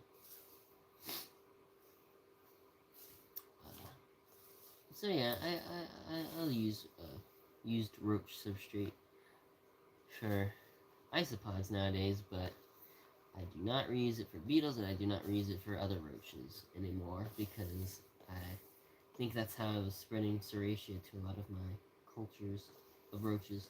So, yeah. Long story short, don't reuse substrates unless you sterilize them, or unless you're sure that whatever was in there is not going to harm whatever invertebrate you're using said substrate for. Simple as that. Isopods really don't give a fuck when it comes to a lot of pathogens, pests, or so they're not nearly as sensitive to that stuff. So yeah, my isopods, I don't use anything special for my isopod substrate. That roach substrate is as nutritious a substrate as any of my isopods ever get, except for like malaria. A lot of my isopods I'll use straight up coco core, or even like core mixed with clay or sand if I'm running out of coco core. And yeah, no issues so far. Especially a lot of the species that don't even burrow, like some of the Spanish Porcelia, where they don't burrow much at all. Like, why are you wasting extremely nutrient-rich substrate for something that's going to poop all over that substrate and not burrow down to get to it, so you're wasting resources. And then most species don't even need that, as long as you top their substrate with leaf litter and you're feeding them, supplemental foods every now and then. It's just unnecessary. Notable exceptions being Hilaria, which need a completely edible substrate. What is it? Haplothalmus danicus or whatever. And some of the other similar microspecies that mainly feed on rotting wood in the wild. Those obviously need a rotten wood based substrate, but most of the normal isopods, they really don't need an edible substrate. Don't even benefit that much from it. As long as you're feeding them like actual food and you have them topped off with leaf litter. Because remember, like in the substrate, they're not living like in the wild. Most of them, like a lot of the, first of all, there's so many species that are found like on limestone and in cave systems in the hobby that are they're on rocks their whole life. The only detritus that they get is like what little leaf litter might get blown into the cave and like accumulate in like some of the pits of the rocks, but they're not actually consuming like composted materials or rotten wood all the time like that. They just don't have access to that stuff. And then even the species that do, like forest dwelling species, for example, like there is a top layer of leaf litter usually on the forest floors. Might be some rotten logs here and there, but a lot of the species aren't necessarily found in association with the logs. They're just found underneath the leaf litter. On the substrate underneath the leaf litter is usually like soil, like clay-based soil that's not particularly edible. And it's like they're not living on a bed of rich composted rotten wood based materials in the wild. This is simply not what they have access to. Leaf litter is the main decomposing material most of these species will come across in the wild, and so that I agree is highly beneficial / necessary for a lot of isopod species, but the whole extremely nutrient rich substrate thing, that's just a scam. And you'll notice the people that push hardest for that stuff are the people that happen to sell those types of substrates, right? So, yeah. I have a lot of isopods that... I have bred a lot of isopods over the years, some of which are pretty freaking finicky species, and... yeah, I don't use special fancy substrates for most of them. They just they get whatever I got on hand, and they generally do fine. I can't chalk any of my isopod failures up to the substrate not being extremely nutrient rich. It's basically the only problem I ever have with isopods are humidity and ventilation related, and I do struggle with that quite a bit, admittedly, because I live in a desert and the air humidity is so low, and a lot of isopod species like high ventilation, and so that combined with low air humidity is not a great mix. So you know, I end up usually having to do a lot of trial and error with certain isopod species, just getting those humidity and ventilation levels right. But once that's done, they thrive. So yeah, that is my stance on the isopod substrate debacle.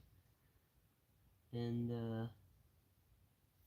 you notice I don't really talk about that much on isopod groups and stuff, because if I ever did, I would be completely eviscerated by the isopod hobby, and I'm not there for that drama. You know, what works for, you know, it works for, if it works for me, it works. So I'm not gonna bother arguing with people about it anymore. That fight in me has been destroyed. Hey, we actually got people here. Sup, Alan? How you doing? You okay?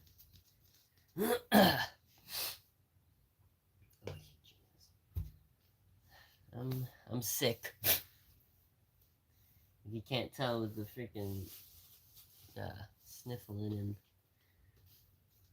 my throat, my voice is pretty low today because my throat's kind of sore. Doing fine, good, glad to hear it.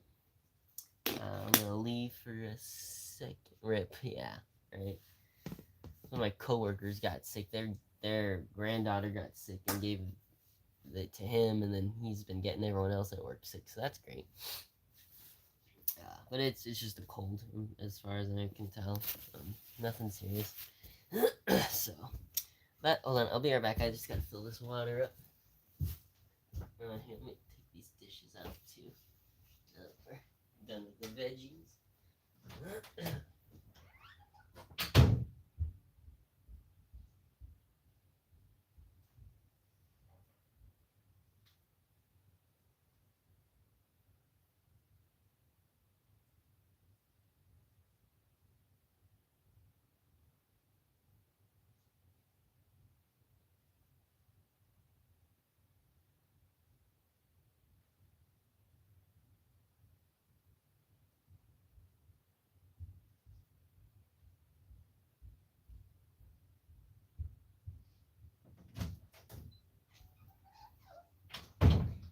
Yeah, Alan, I was just telling everyone how I keep basically all my isopods on coconut fiber, or at least like old roach substrate that was coconut fiber, but may now have roach frass and some, maybe a little bit of leaf litter mixed into it. But I mean, I top all my isopods off with leaf litter because I think I've definitely noticed an improvement in breeding when they have leaf litter present. But the actual substrate composition matters very little for most of the isopods that I've bred, but I don't bother. I mean, unless someone asks me my isopod substrate, I don't usually say that that's what I do, because the isopod hobby would just like destroy me. Be blacklisted if I said I keep my isopods on cocoa fiber. I used to argue it on like some of the isopod groups like back in like a few years ago, but I don't even bother anymore because there's just no point in defending it.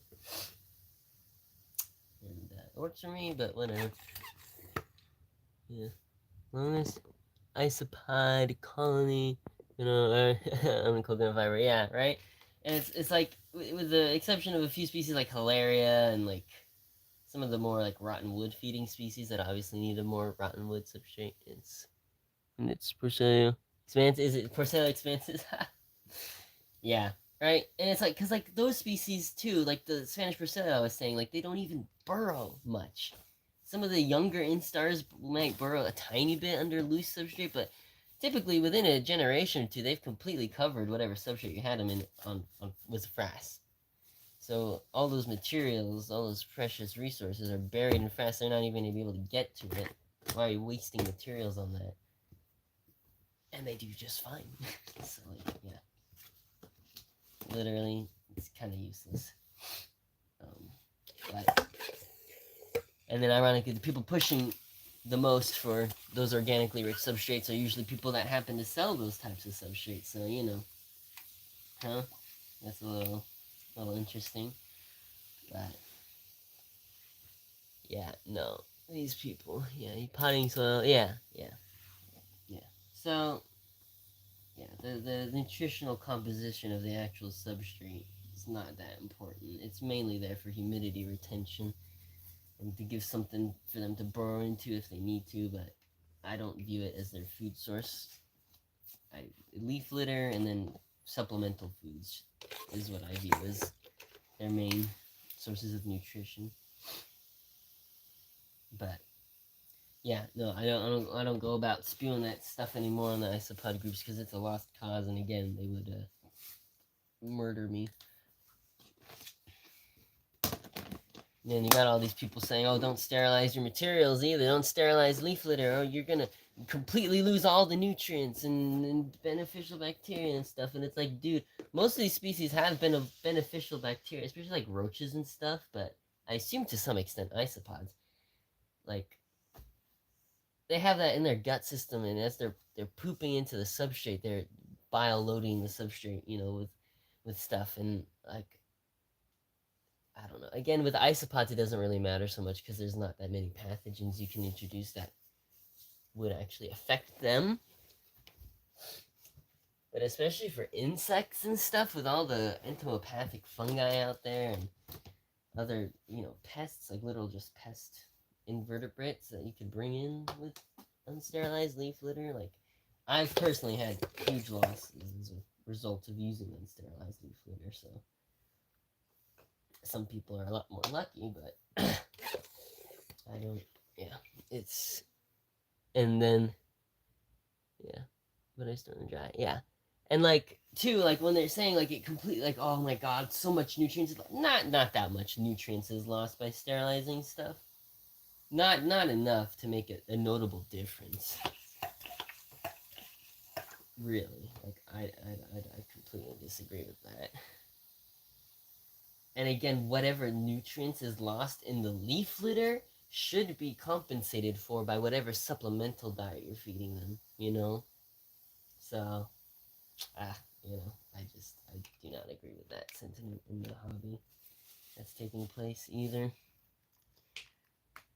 And again, if you, sure, isopods don't mind Entomophagus, Trichoderma, and you know, quite a few other pathogens and stuff. But a lot of insects do, and if you end up bringing that in with your isopods, there's a chance you could cross-contaminate to whatever other insects you keep, like more sensitive roaches or darkling beetles or something, and then from there, it's all downhill. So, but yeah, and I guess there is a fungus I saw Nate post about that's like Isopodophagus or whatever, like it actually consumes and kills isopods, but I've never run into that. But so yeah, I don't know. It's just isopod hobby. A lot of gripes with it. A lot of gripes. Keep Aeronavaga within our display. Yeah. Wait, what did you say? I didn't see all comments. The chat needs to be visible for way longer. Sterilize leaves before adding after Kyle gave me porcelain disease. Oh, you actually had that stuff. Eesh. Yeah. See, I've never actually experienced the porcelain disease. I do still sterilize materials for isopods, too. Just, again, because I'm paranoid of that, like, trichoderma getting into my roach or darkling beetle bins through having it in my collection, period. Especially since I live in such an agricultural area, they use that fungus a lot as an organic or biological treatment for insects and farms and stuff. And so a lot of the leaf litter I get, I do find completely like trichoderma consumed, like earwigs and stuff in with it. I'm like, yeah, no, this is getting sterilized. So, but yeah, so hi Martin. But yeah, yeesh, you got porcelain disease. That is gross. I've never had that in my collection, but again, another good reason to sterilize materials, even for isopods. All it takes is one mistake, and then some of that stuff can spread through collections very easily. So, but no, clearly the minimal nutrition that is lost after sterilizing materials, even though a lot of the beneficial stuff that is added to the substrate, once you actually put the isopods in, clearly, that's it's a big no-no. It's definitely worth it, potentially getting your collection infested with pathogens that are very difficult to remove for the sake of maintaining what little bit of nutrition is in the leaf litter that you might lose from sterilizing, right? Yeah, that's just dumb. Yeah. Like literally every other hobby, except maybe the millipede hobby, but literally every other hobby still is that I've seen is still like, oh yeah, sterilize this, because yeah, bad things can happen. But yeah.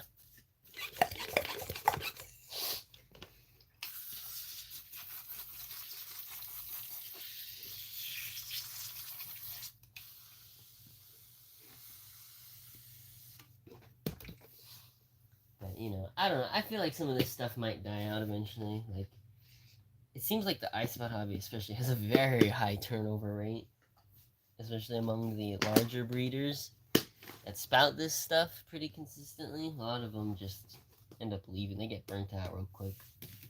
So eventually, they might return to a state of more logical thought.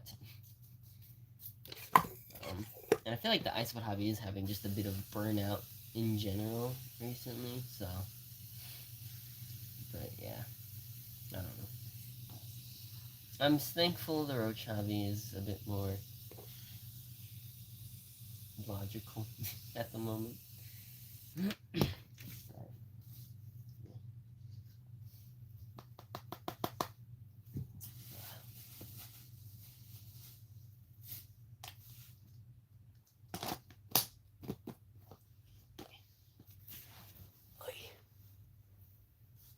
Blitzing through these. Oof. Ah, no! My Arnavaga! No, I just dropped one. What was it? Which species? Oh, wait, no, it's my Blapstinus, actually. It was a little micro darkling colony. Who cares about that?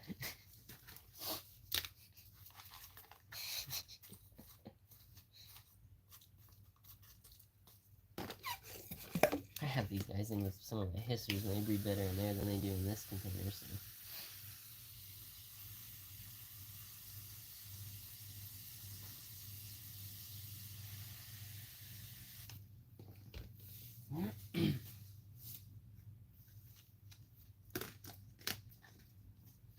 Alright, let's see. Any hatchlings from my Polyphaga obscura ooths that I've had for months now? There's nothing. Nope, still nothing. Youths look fine though, but yeah, still no babies. These probably would benefit from a diapause, but I'm a little too scared to give them one when I only have 2 ooths, and it's not a. I don't know for a fact that they do it, because I know like Sasuri will hatch faster when you give them a little diapause, but I assume the same is true for the Obscura, but just in case, I am just taking the slow route of keeping them warm year round, and eventually I'm sure they'll hatch. But yeah.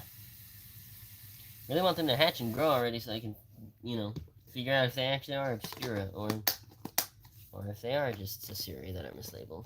But they did come from the Italian hobby, so they should be Obscura, Turkmenistan. But, yeah, we'll see. I need to rehouse my Aranavaga Brewster, Texas, or whatever, that strain hobby Kyle gave me. I need to rehouse these soon. They got adults now, and I still got them in this relatively small container.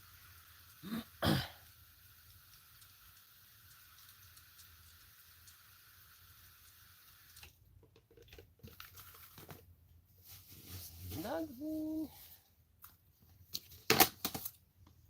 See if there's anything in the chat. Real quick. No chat. Man, I forgot I had plank eyes from you. Hope they didn't die. Well, yikes. That's what hobby sucks. So many people in it for the quick bucks, and people constantly mixing different strains, localities, and too much drama. I agree on all counts. Yeah, Icebot hobby is a mess. So, I don't really care about the Icebot hobby in general anymore. I'll get the Icepods I like, and stay in my little bubble with roach keepers who also keep Icepods and aren't fucking stupid. And I mean, you know, there are some decent blokes in the Icebot hobby too, but blokes and blokettes and non-binary folks. But yeah, no. Most of the hobby is just clusterfuck at this point.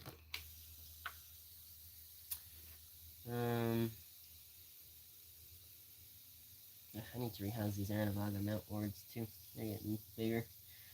God, I feel like I had another point. Oh yeah, about the plank guy though, Alan. That reminds me, I have some plank. So I put my entire colony of plank into diapods, right? And by colony I mean my 2 adult pairs and their ooths. But then so those I have like at a mild diaposit, like in the 60s, right? But I did put some of their ooths in my garage like a month ago, and that's more like it's freezing outside, so much colder. But I have them in a styrofoam box, so they're not like, super cold, and they're on the wall closest to the inside of my house. So basically, I'm considering. I put some of their ooths in there, and I think I might take those out like this week or next week. So like a relatively short diapause of only a month, but subjected to much colder temperatures. I'm gonna see if that is enough to trigger them to hatch.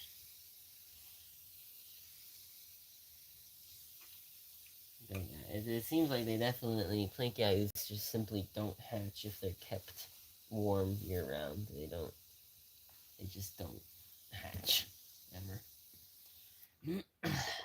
Kind of annoying, but I mean, it makes sense. It is a temperate Chinese species, so. But yeah, kind of annoying for a Polyphaga, but hey, they are the prettiest Polyphaga we have, in my opinion, so I guess it's worth it for the looks. Let's put these here.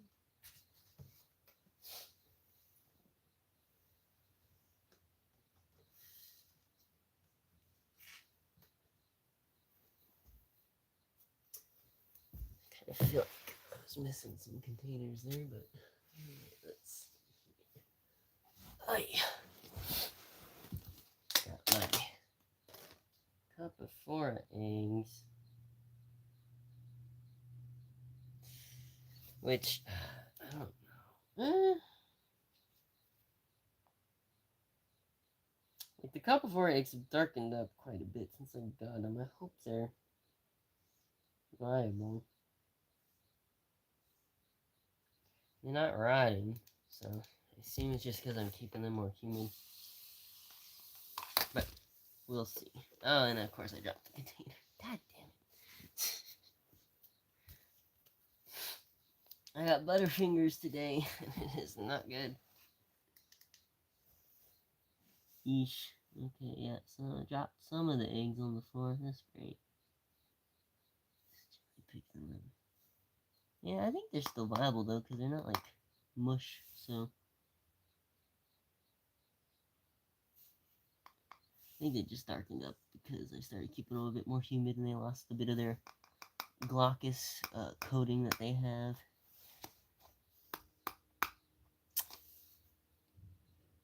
Yeah. Okay. Should be all of them.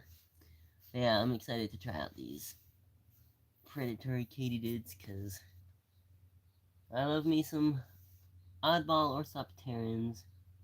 And very specifically, I like me oddball Orthopterans that do not require live plant material. I just cannot be bothered to keep any of the plant eaters, but carnivores or omnivores, fair game to me.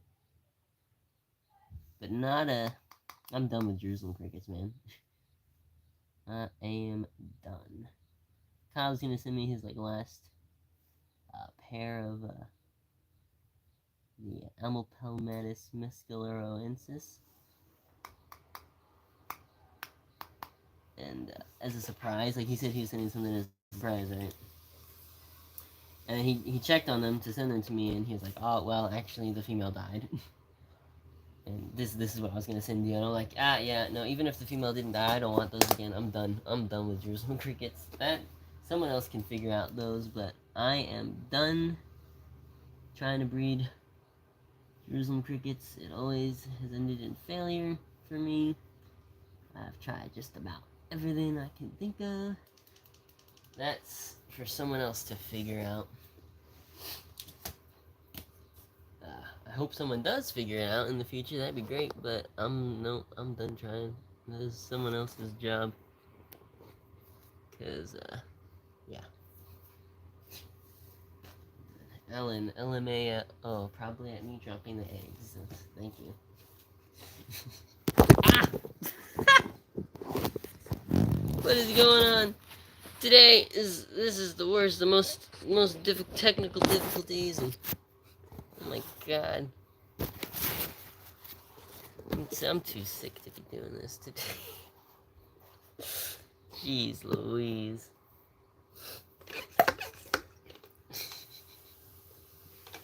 Oh god, we are getting a lot of action from me today. Yeah. You know, I'm keeping things fresh. I'm keeping the stream fresh, you know. In lieu of actual good content, I'm just going full chaotic today.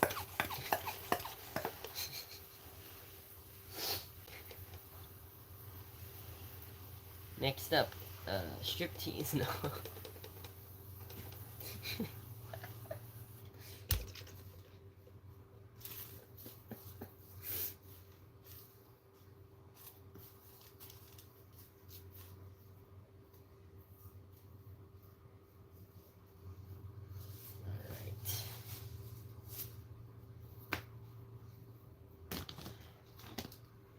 Aaron Vagabulion and Del Rio are back on the up and up, so that's good.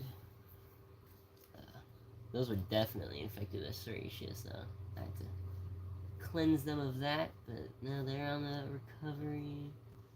Oh, looks like I got another brood of Hemiblabra granulata born. Might have to start offering these up, to be honest. Seems like got a good amount going now, so should be able to offer at least a group or two. So that's sweet. Granted, I'm sure at this point Junior and Brandon probably have much more substantial colonies than I. They started with more.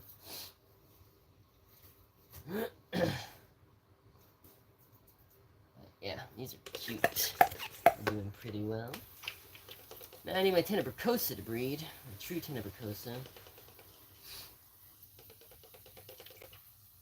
And then I'll probably try to get Roseni back at some point this year. Just so I can say I have all the hobby Hemiblabra.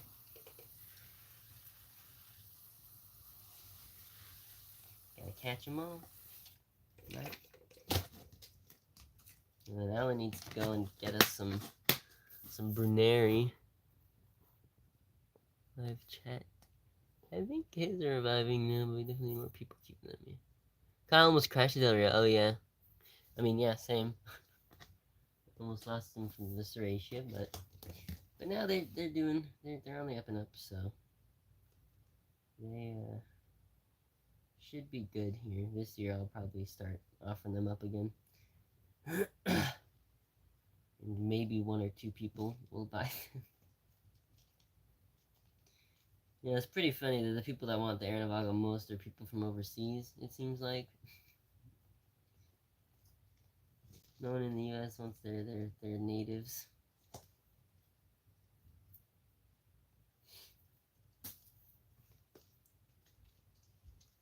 Sucks because we have more Aranavaga than ever before in the hobby. But, you know what? Can't be helped that other people have poor taste.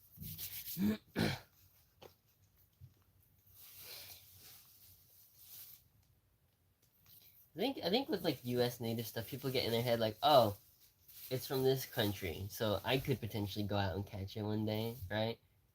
And it's like, good luck with that. You know how long it's taken us to get a substantial amount of Aranavaga in the hobby? And do you know how many of those have entered the hobby from the same 1 or 2 people collecting them over the past few years? Literally just 1 or 2, Kyle and Alan. Like, good luck finding those yourself.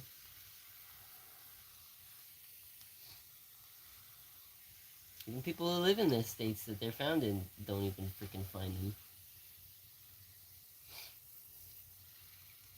So, yeah. That's just some nut jobs. Yeah, you people willing to get hentai virus from getting nibbled on by some rats. Oh, that's to fist the burrows. Yeah, exactly. So, people should appreciate the fact that we have some in the hobby and that they can just buy them instead.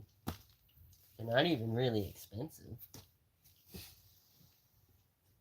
think like the most, I mean, I guess Floradensis would probably be pretty expensive whenever anyone decides to actually sell them. Or anyone has enough to sell, but most of the Western species, you know, like $40 is the most you can expect to pay for a starter culture of any species. And even that's up there in the price. So like, yeah, it's not the money. It's just people. The lack of interest is sad. Because they're so dang cute. So where is?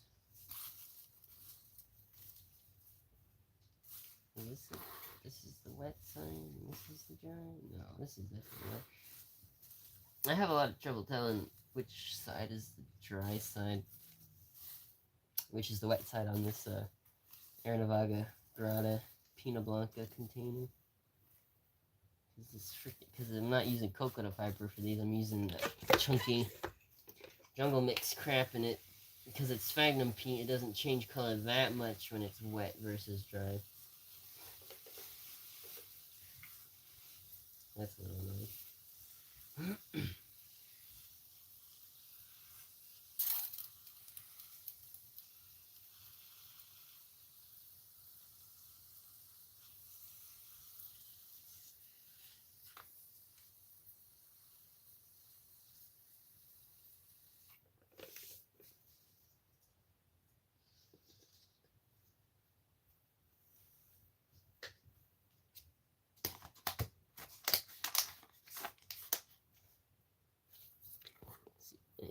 Check. Sting rodent holes is Kyle's specialty. Maybe specify burrows instead of rodent holes. That could be taken in a different way.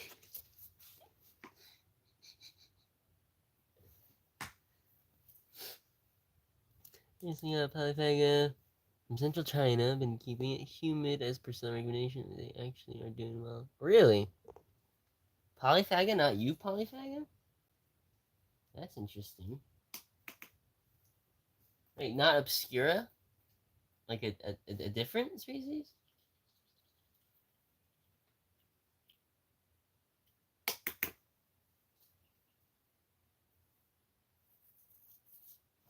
Oh, U. polyphaga. Yeah, I keep my U. polyphaga sinensis very humid, too. They don't really seem to like it that dry.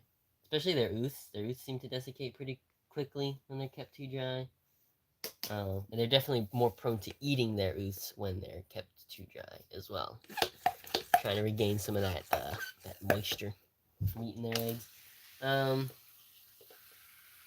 But you have to be careful though, because keeping them humid and poorly ventilated will very quickly lead to them dying from fungal infections. So I have mine very well ventilated, but I keep the entire enclosure humid, and that's been the best way. That's been what gets my Eupolyphagus sinensis to thrive the most. Get that sweet, sweet moisture. Yep, Alan, them babies is moist and juicy. I mean, have you seen ported babies? They're plump. They're like little water balloons with legs.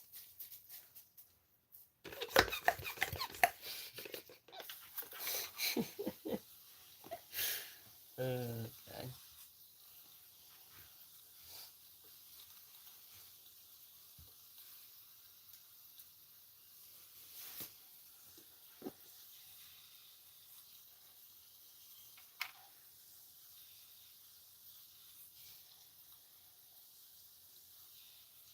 But yeah, so yeah, you probably find in my experience seem to like it quite humid.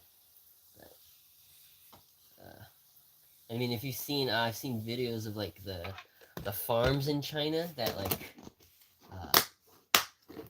actually farm Eupolyphagus sinensis in like mass for the medicinal reasons, and like you'll see them like digging through what essentially looks like mud, and it's just full of the things, but it's like it almost looks like soaking wet, the sub shit they keep theirs on.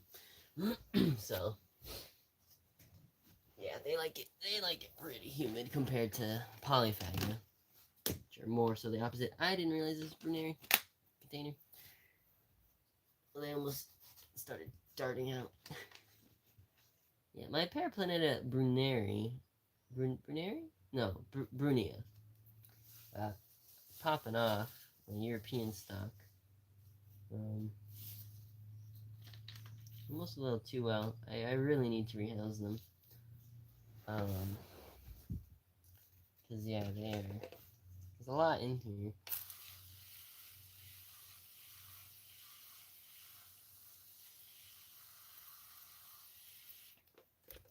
God forbid these ever start escaping. My God. They're not pests, but they look like pests. My mom will kill me.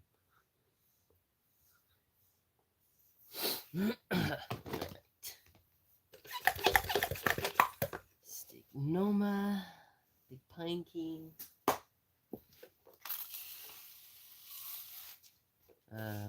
It's funny. Someone just inquired to buy Stignoma from me, but their phone autocorrected Stignoma to drug mamas. Like, hey, you got any drug mamas for sale? Still? Like, I'm not the person to. I'm not the person to hook you up with that. You might want to go somewhere else for those, but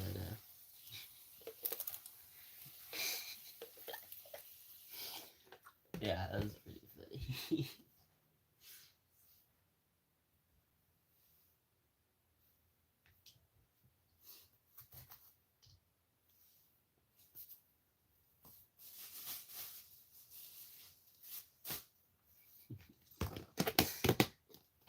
Gotta love autocorrect, right?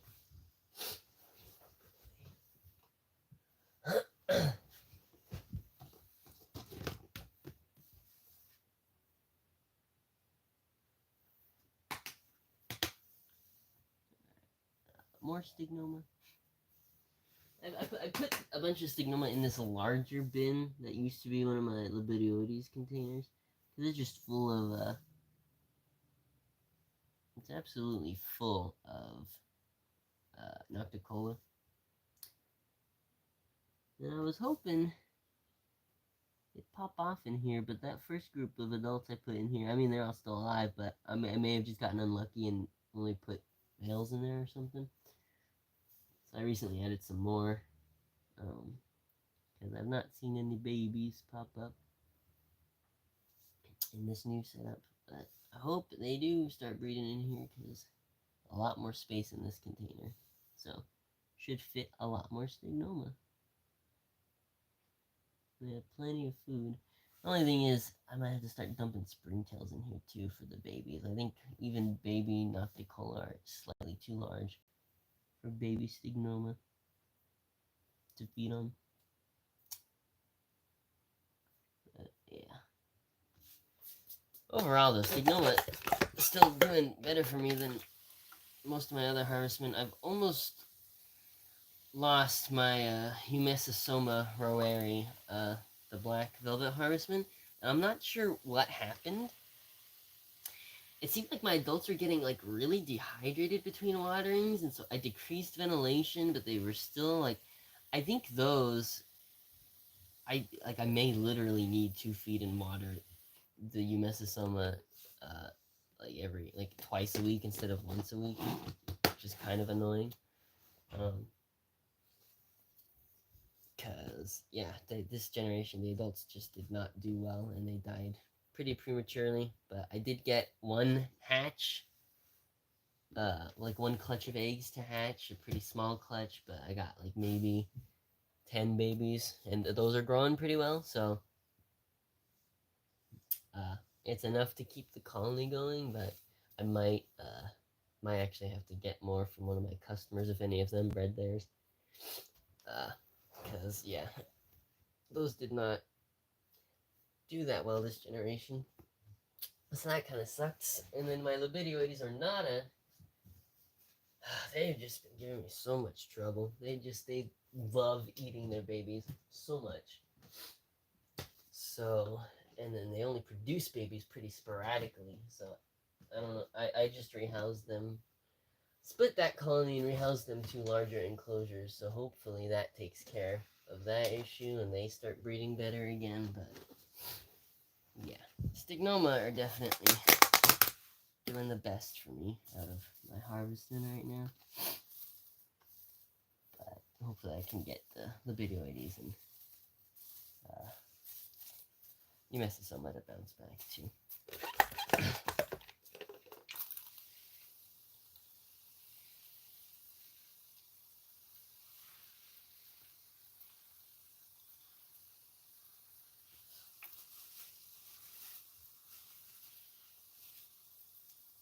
And then I still want to get Libidioides, Sei, and Sinertoides quadrispinosa. And there's a couple, I've seen a couple posts from, I think, Crevice Dwelling and or Carlos Michelson. There was another Stignoma species, and then I think it was Crevice Dwelling that found like an entirely new small genus of harvestmen from Florida. I really want both of those, especially since the Stignoma do really well for me. The big pine key, spiniferum. So wouldn't mind adding more micro harvestmen to the collection. My colony was crashing because I've been slacking on feeding. I moved them to my dry delicacies. That's the amount of holes in small enclosures blows my mind. Yeah, well, yeah.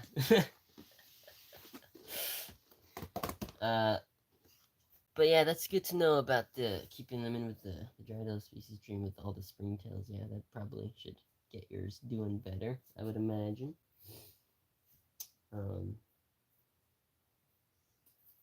Yeah, so hopefully, and yeah, in these new enclosures too, I have a ton of springtails in with the Libidioides, so again, they should start breeding pretty well. And then the Stignoma, I make sure to keep them topped off with springtails and Nocticola. Nocticola and Compsodius. The adults and larger immatures really seem to love the micro roaches. Of Stignoma specifically, though. The Vidioides not so much. But the Stignoma, they have those huge jaws and those huge pedipalps, presumably for catching larger prey, so they definitely seem to go to town on the micro roaches.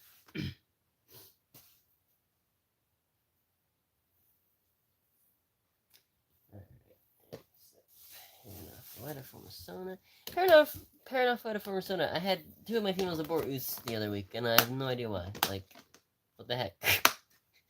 This enclosure should be good. It should be proper humidity and everything, and that's annoying.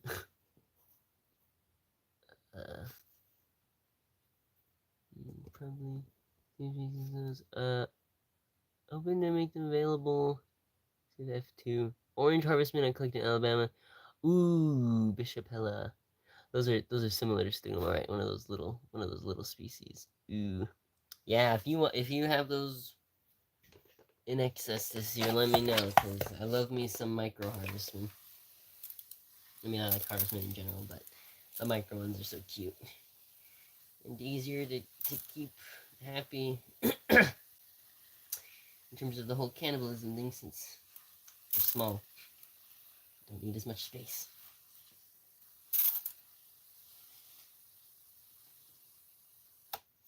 Have one from what? Satchel, you have some too? From Hurricane Creek. I'm trying to find more 3 times, been unsuccessful. Find them, Satchel, and then send some to me. I needs me some harvesting. Some more harvesting.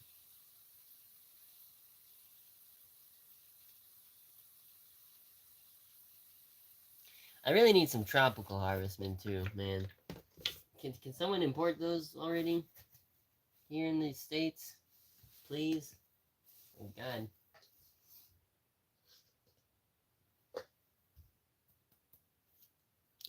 Either of you interested in which ones? The Centrotoides. Centrotoides quadrispinosa. I do not have them, but I will be getting some from Kyle in this next box. I should be. So, yeah.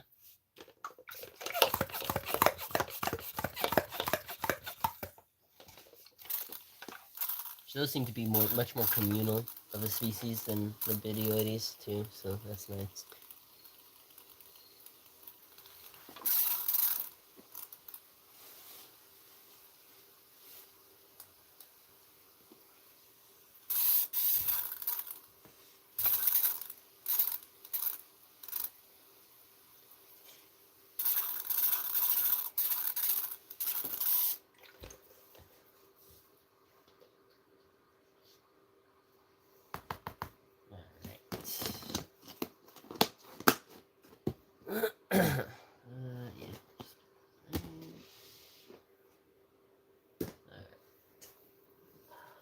Man, my Fireness Maisie is like not eating consistently at all, and has not molted, not grown.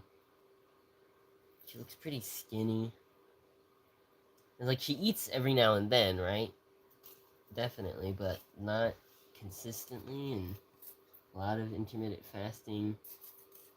That's got me a little concerned. I don't know what I could be doing better. I mean, it's obviously wild caught and from Petco, so you know, the health is a bit, you know, up in the air. Who knows what condition she was in when she came in, but yeah.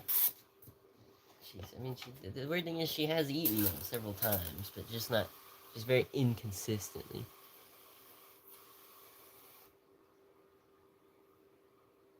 And is she close to max size?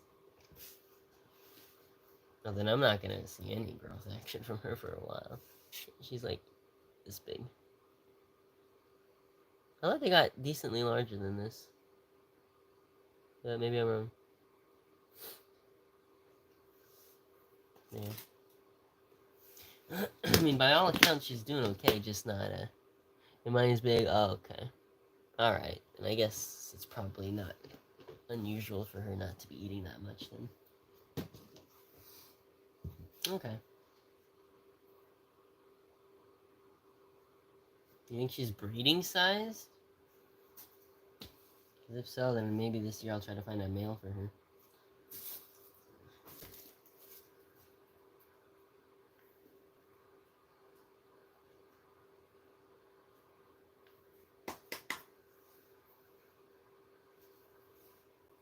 Because, yeah, like Amblypygids or something, I wouldn't mind trying to breed, but, you know.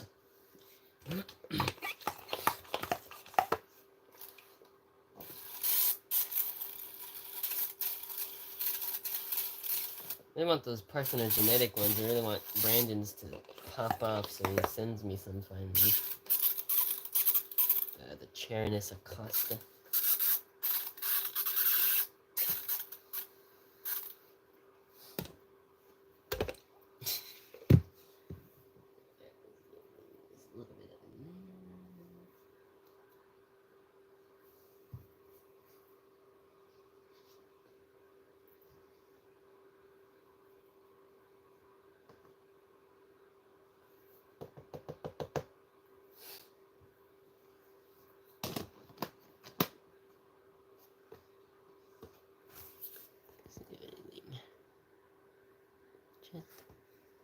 You need to sex yours because I have 2 females that need a mate. Okay. I was told she looked female when I posted pictures of her originally. But I have by no means actually, like, gone and looked underneath to sex her. I don't even know how. So I might need help on that because, yeah, I have no idea how to sex lip spiders. I think you can do it eventually, right? I'm looking at like the operculum or whatever, but I forget what shape it's supposed to be for male versus female.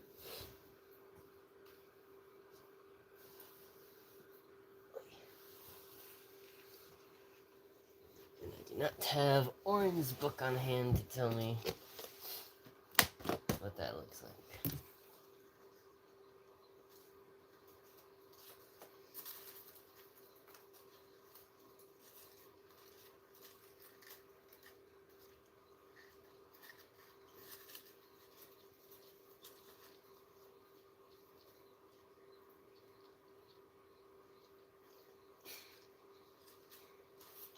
Man, my ambers were popping off. Like, geez Louise, they're doing so well.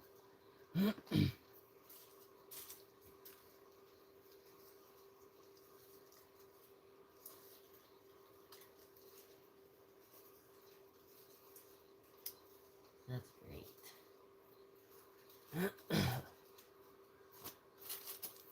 Alright, I'll be right back. I gotta fill up the water.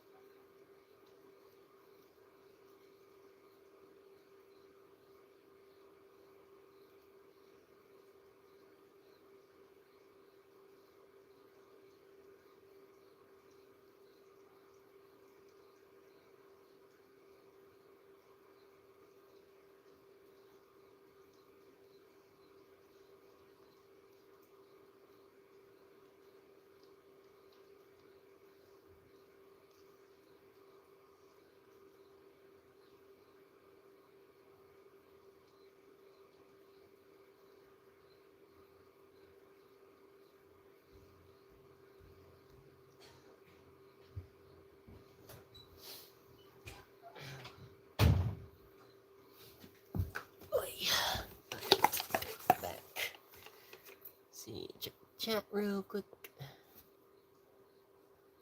Molt sex is the most reliable sex for the species. Well, again, she has not molted. And probably won't molt for a while. Good morning, Crystal. Yeah. So, well, I guess I'll probably have to wait until she molts in possibly a few years from now.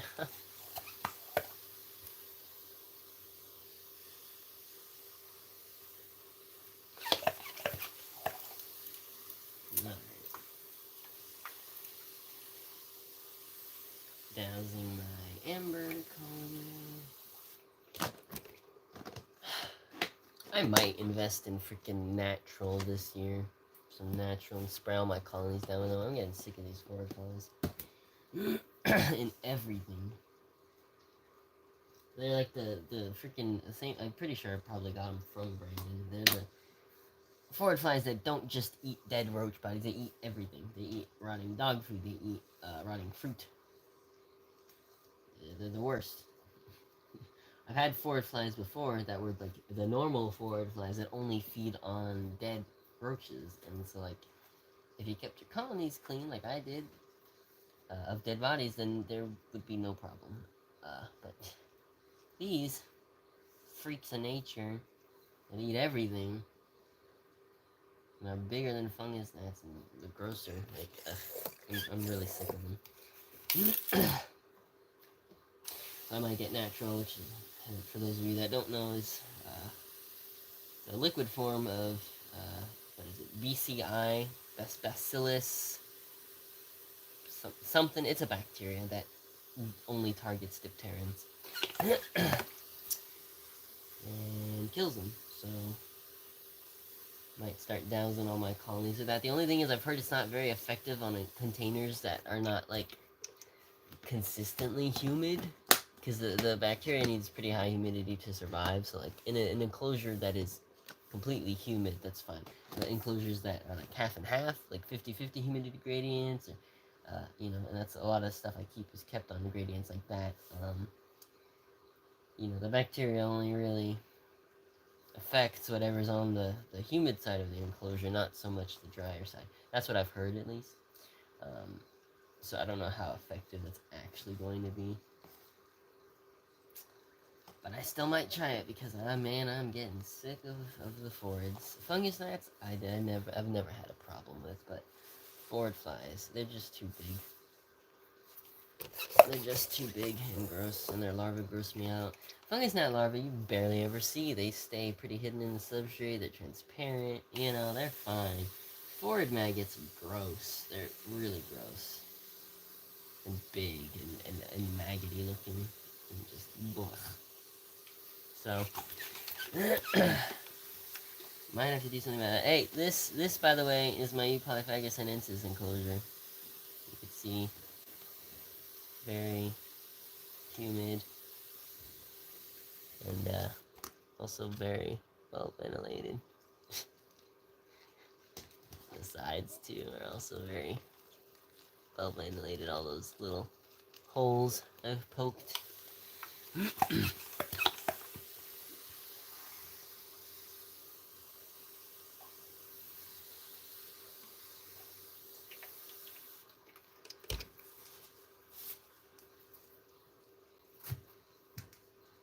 Also one of the few choroidids I actually feed fruits to, like, other than Euchordia, because, like, they actually seem to enjoy fruits quite a bit, Eupolyphagus. Most of the choroidids kind of shy away from that stuff. Mostly, like, protein in their leaf litter. I also don't offer my Eupolyphaga leaf litter. But Eupolyphaga, Daria, Urgabula, most of those I don't feed leaf litter to. I don't bother. They don't actually need it. Polyphaga, I do tend to give leaf litter to.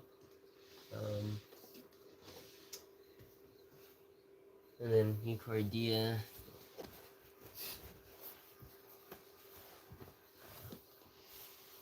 But yeah. Most of the others are just so protein hungry they don't even need the leaf litter.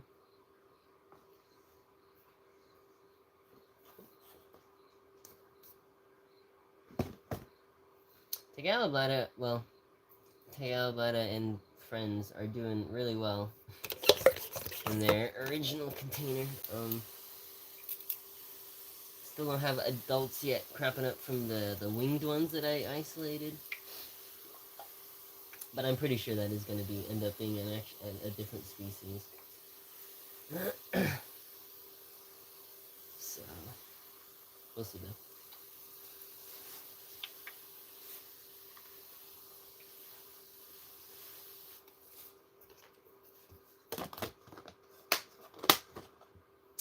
Alright, oh gosh, my white spot. Platymeris. Doing pretty well. I'm probably gonna start offering them substrate to lay in pretty soon. Let's see. Hold on, anything in the chat? Yeah, hate forwards. Yeah, I think everyone hates forwards. They're scum of the earth. I might hate them more than grain mites at this point, to be honest. But, it's a close call. Is this just substrate? My Simondoa concentrarium females are getting hella plump. So I feel like I'm gonna start getting babies from those soon. Which is exciting. I really love Simondoa. They're really pretty. It'd be cool if we got like another species of Simondoa discovered and those ever entered the hobby. Really nice genus.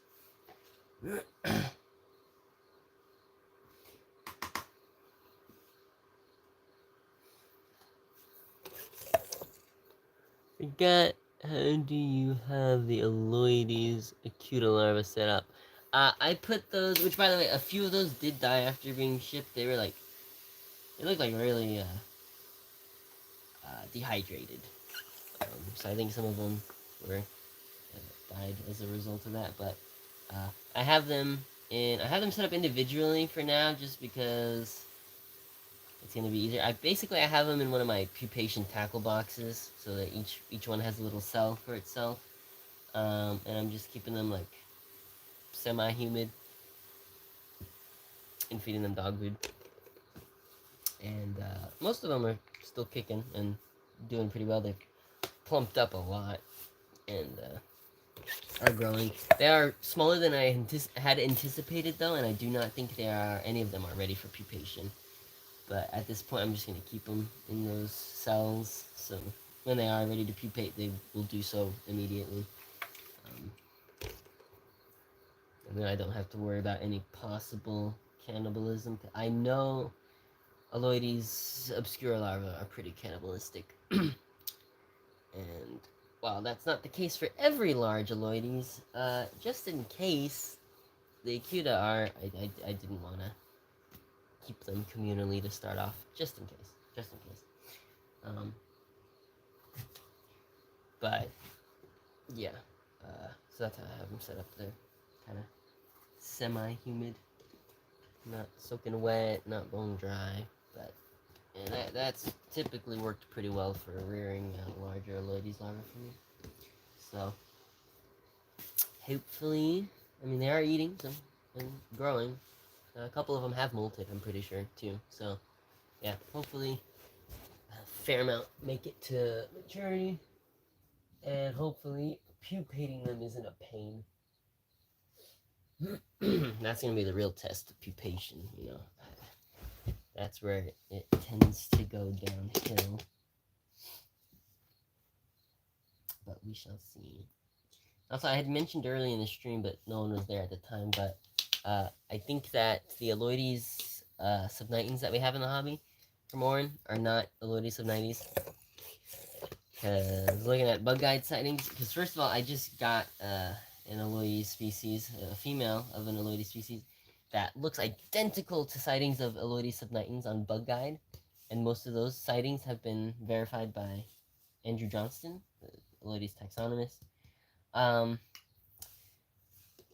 Oryzoloides subnitens really don't look like those sightings of subnitens.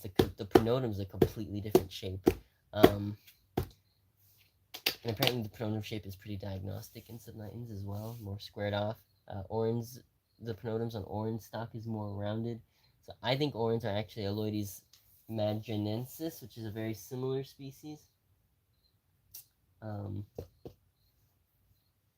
But I sent pictures of orange stock to Andrew Johnston just to confirm, and we'll see what Andrew says. But I think orange subnitens are actually Aloides madrinensis. And then I think this female that I just got, which is hopefully gravid, unfortunately no locality data on it, but it seems to be true Aloides subnitens.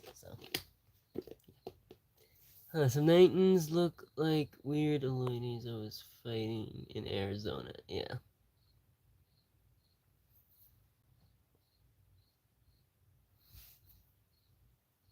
Yeah. I mean, it's, I think, true subnitens is found mostly in Arizona and Texas. So that could be very well what you were finding. And then madrinensis is known from, I think, only from Arizona. And that is supposedly where orange stock comes from, is Arizona. So I would assume that orans are madrinensis and not subnitens based on the pronotum shape. But we will see.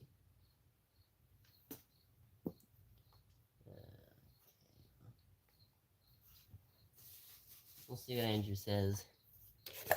He is much more familiar with taxonomy than I am. Obviously, that is his profession.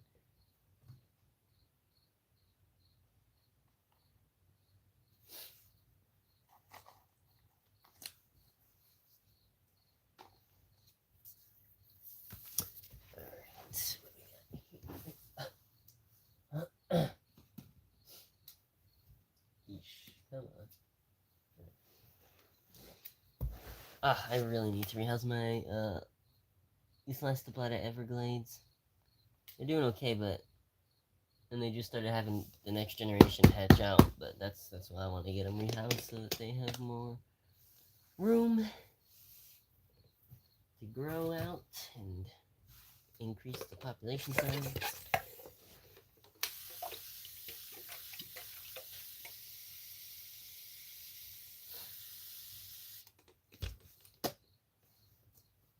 And then we really need species I'll call it back too. I still haven't seen those in person.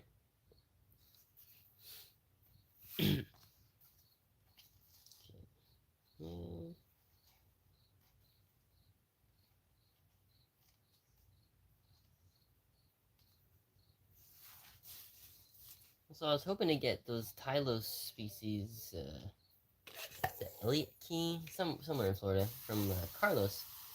He had offered to send some. And then he never hit me up. He never wrote me back.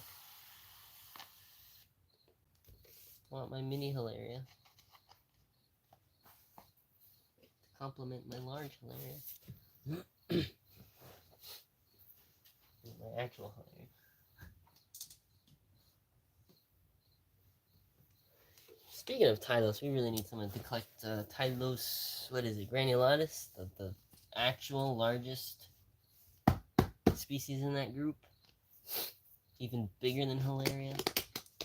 Especially since, I mean, the Tylos from Florida seem to be pretty easy to breed, so I would hope that most Tylos will fall under that category of ease.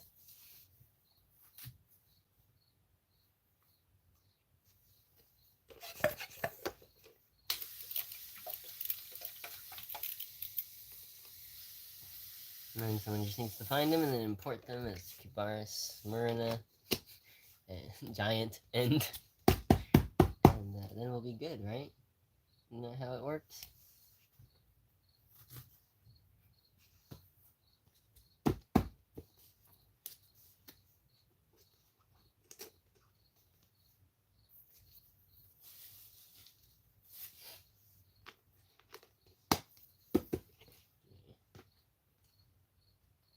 Also need to rehouse the last about Abortiva because they're just doing phenomenal. Like, just there's way too many in here.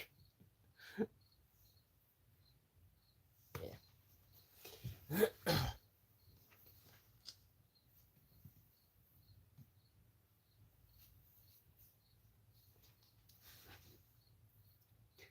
Yeah, Martin. Yeah, the Abortiva, they're so good. They're so pretty and they're so easy. And that's a great combination, in my opinion. So my Aglaopteryx gemma, I was gonna... They kind of had like a little bit of a crash last year. I think their enclosure got like kind of dank, dirty, whatever. And so I was gonna like rehouse them, but I've just been like pushing it off and pushing it off and pushing it off. And I don't. And then I kind of stirred up the hides a bit and sprayed them down, which wiped some of the old frass and stuff off of them. And then I don't know what happened, but all of a sudden they've just like exploded in numbers again. And they seem to be doing fine. So I did add a few more hides in here for them, but I think they're fine. It doesn't seem like I'm gonna need to rehouse them anymore. And in fact, I put them back up on my for sale page because yeah, they're popping off again. So that is a pleasant surprise. I really like the species of Aglaopteryx gemma. They're really pretty too. Really need those red ones again one day. I mean, not like I've ever had them, but I just mean again in the hobby period. Would be lovely. We need to just take a trip together and storm Archbold. Someone run to the back and collect some stuff while the others distract the what is it, the security guards or the rangers or whatever that are there. Area 51, this shit.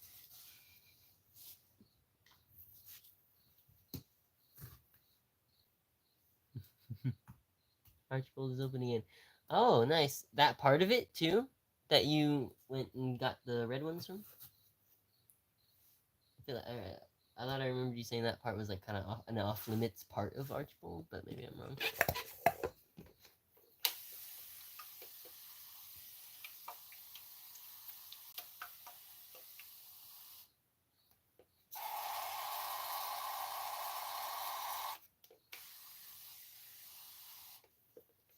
That part, you need to ask the people there to drive you to the spot. Okay.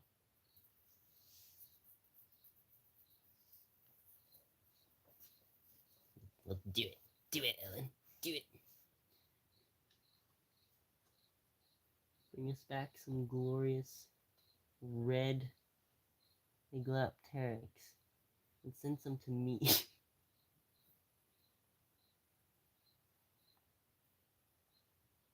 I mean, Kyle's been doing pretty okay with them, but still.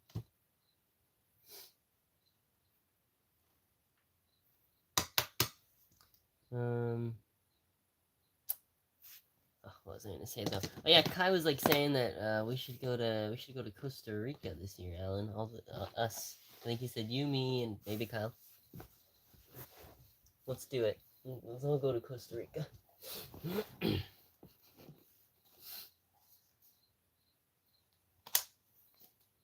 No thanks. Oh, why not? It's a beautiful, beautiful country. Lots of bugs. Went to Puerto Rico. Puerto Rico's more like, I think Puerto Rico's like way more dangerous than Costa Rica. What did he say? No, I wish I had someone who could drive together to Archbold with me. Yeah. I mean, God. Yeah, I would love to go to Florida this year, but I don't know. I don't think I can.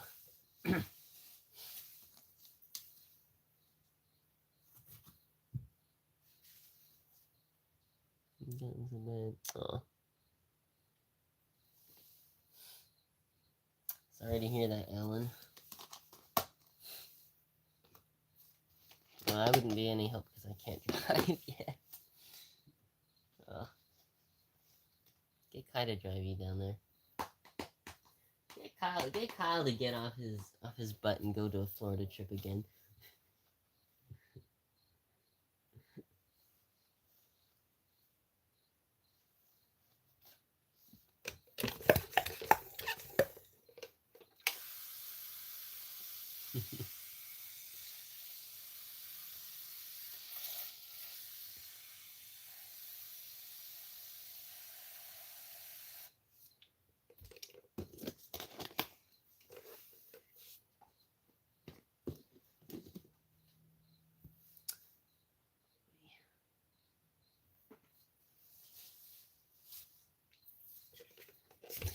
Oh yeah, that's another species I have to get off. I have to get off Kyle's but tell her Rennie. Mine crashed. They didn't so much crash as they were like they were slowly crashing, and I just was so lazy in rehousing them. And then I finally did rehouse them to a larger enclosure, and I only had one female left. A whole bunch of males, but only one female. It's a subadult female nymph, and of course, she mismolted and died. So now I just have a bachelor party in that container. So yeah, I need to get more of those off of Kyle in this next box as well. I think his colony's popping off those. I mean, I'm not worried about that, but yeah, it's just kind of annoying. But hey, I got a big enclosure made for him now, so.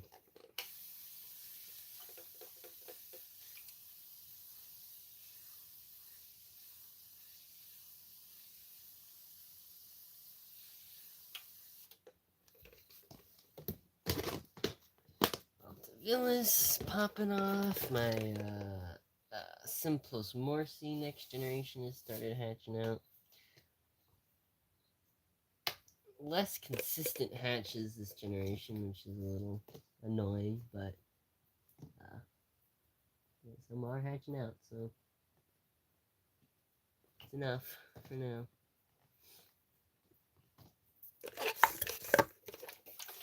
I don't know why though, but every setup I give my Simplos Morsi gets like completely infested with orbated mites. Like, I think they're just very messy eaters, but it just gets completely freaking covered in orbateds, and that I end up keep having to rehouse them because of that. But he's always busy. Kyle's owed me a box for like 6 months. Yeah, you have to pester Kyle like crazy to get him to send you anything. At least in my experience. And he'll even tell me, like, okay, pester me for a box in a couple weeks, pester me for a box. And, he was supposed to send me a box a few weeks ago, but then he got busy with all the auction stuff, and he's like, can we just wait till after Christmas? And I'm like, sure, whatever. But yeah, I can't complain too much because I'm, it's basically for free what I'm getting. I mean, I do send him shit that he wants when he wants it, when I have it available, but I would definitely say this year he has sent me more than I have sent him.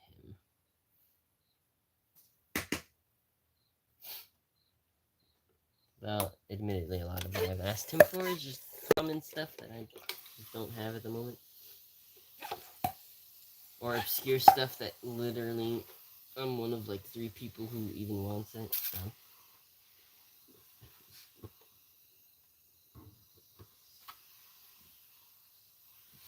Yeah, hopefully he sends you your box, this shit that he owes you soon, Alan.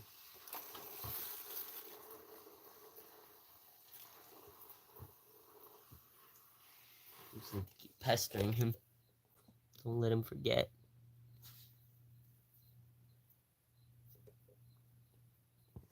It's like the most ectobid in the hobby. Yeah. In terms of, stuff that only 3 people want, yeah. Yep. RIP. Big F for ectobids. Or, sorry, ectovids, platelids, and pseudophilodromids.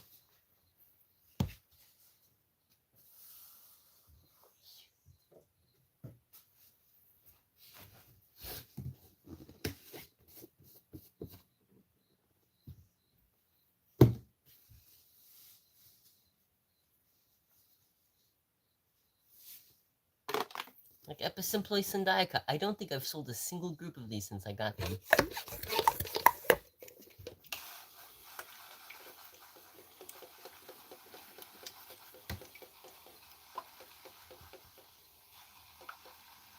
I've sent them to a few people. Sent them. I don't know if Ty asked for them. I think I sent some to Kyle, but I actually may not have been me. I don't know. But yeah, I don't think I've sold any of these. Maybe Junior bought a group.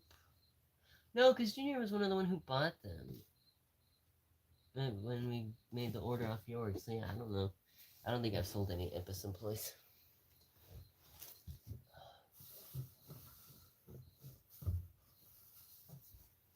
Even after advertising them as haven't been offered in the US hobby for years.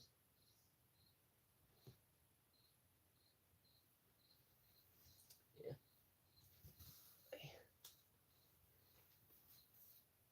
No love for the Batelids. Or pseudophilodromids.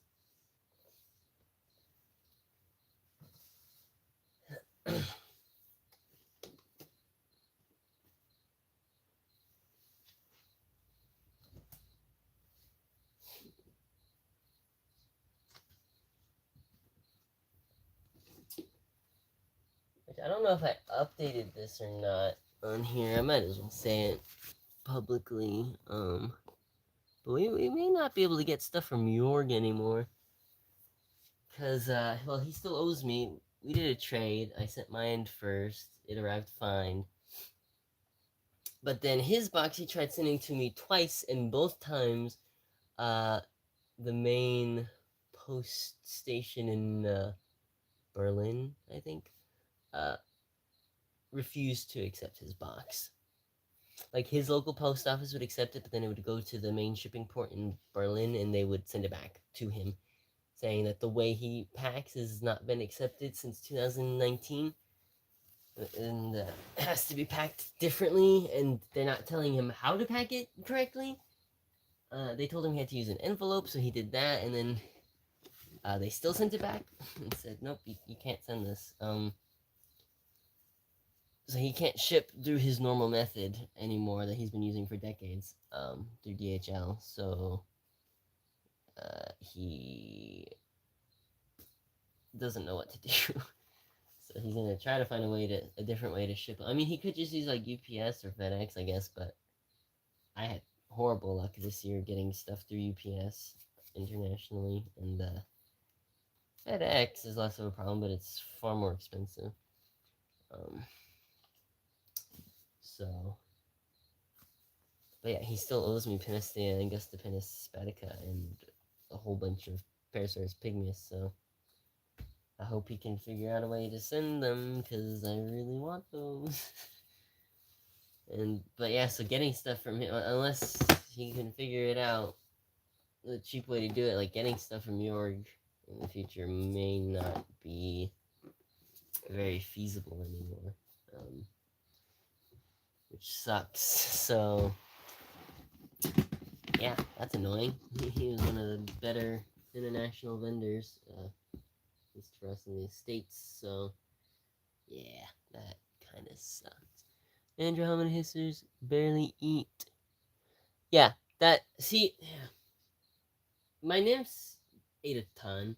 The adults at first were eating quite a bit too, but in the past like 6 months or whatever, they have been barely eating. And I mean, adult hissers in general don't actually eat that much. I've noticed that with all my hissers. Once they're adults, they don't eat that much, but they go in between periods of usually like eating a bunch, like gorging themselves, and then not eating for a while, and then gorging themselves, and then not eating for a while. But these guys have just been not eating much at all lately.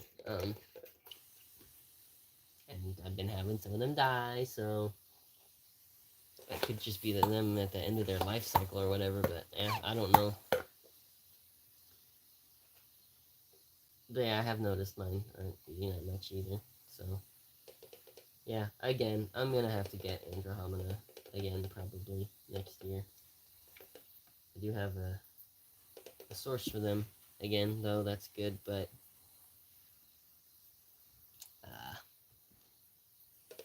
the source I have is someone that I don't know if I'll actually be able to get them from, but I hope I can, so.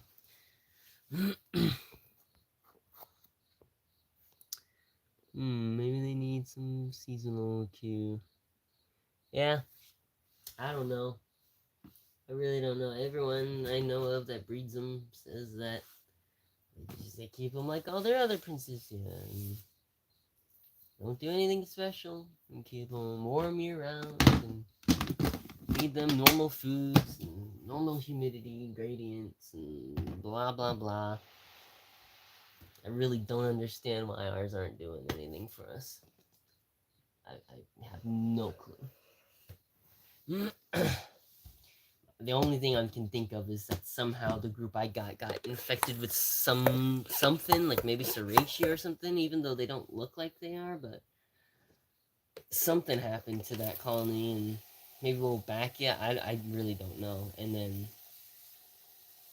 the whole colony got contaminated, and now they're not breeding for any of us. I really don't know.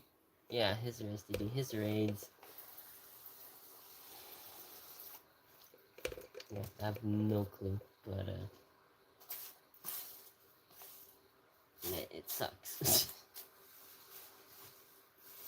And this other person that I could potentially get him from, like, I don't know. I don't know if I'm gonna be able to, but I hope I can. I know they trade with me. I know I have stuff that they want, but yeah, I don't know.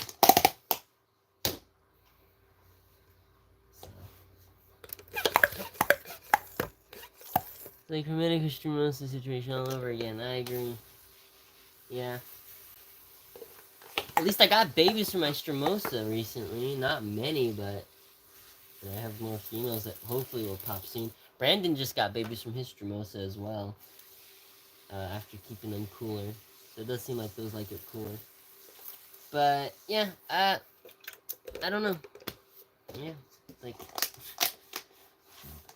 I really want Andromeda to do well.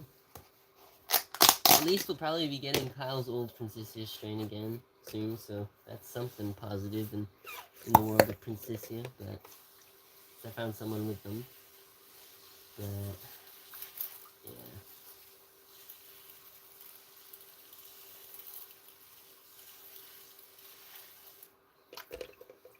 It just feels bad, man. Andromeda are like the best Isra I've ever kept. They're so big, they're so pretty. They're a holotype kind. Are they for sure class stock? Yeah. I've known that this person has had this stock for months, but I've been unable to get them to send them to me, but I told Kyle about it, and Kyle messaged the guy, and so that seems to have lit ignited a sense of urgency.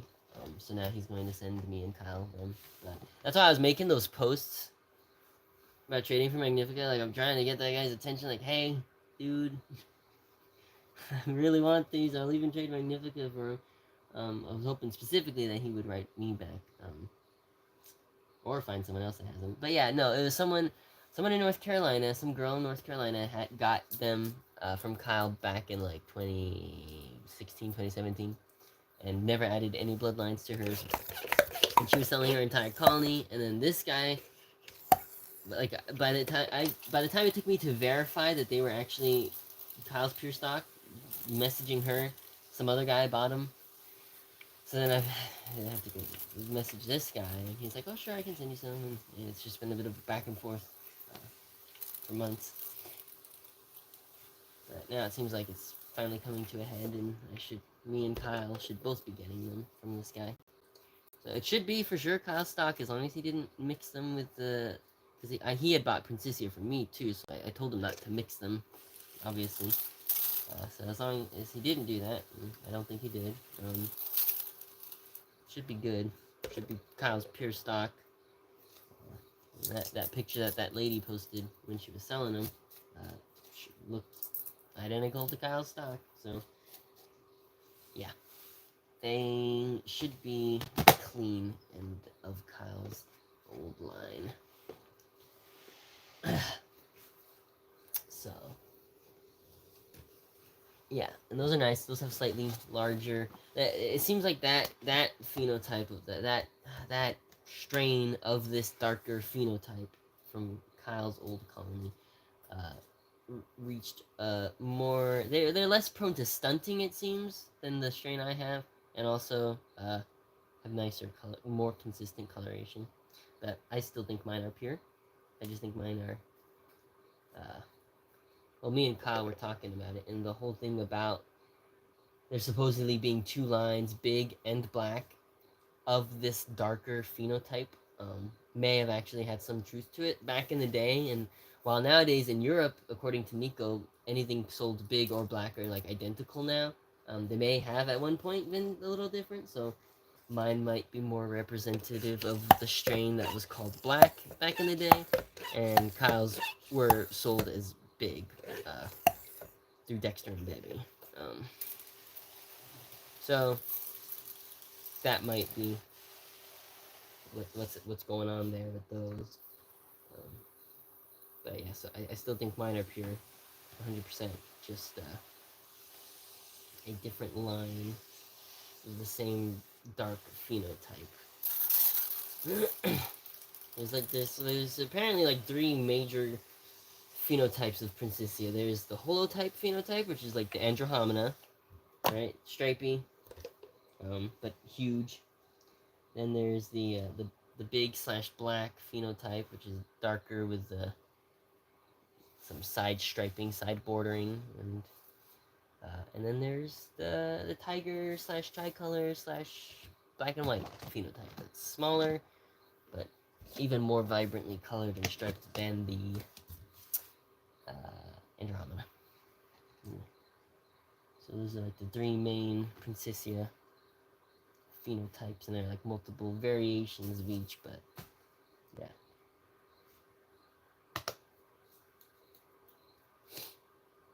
Yeah, I need to get tricolors too at some point from the European hobby.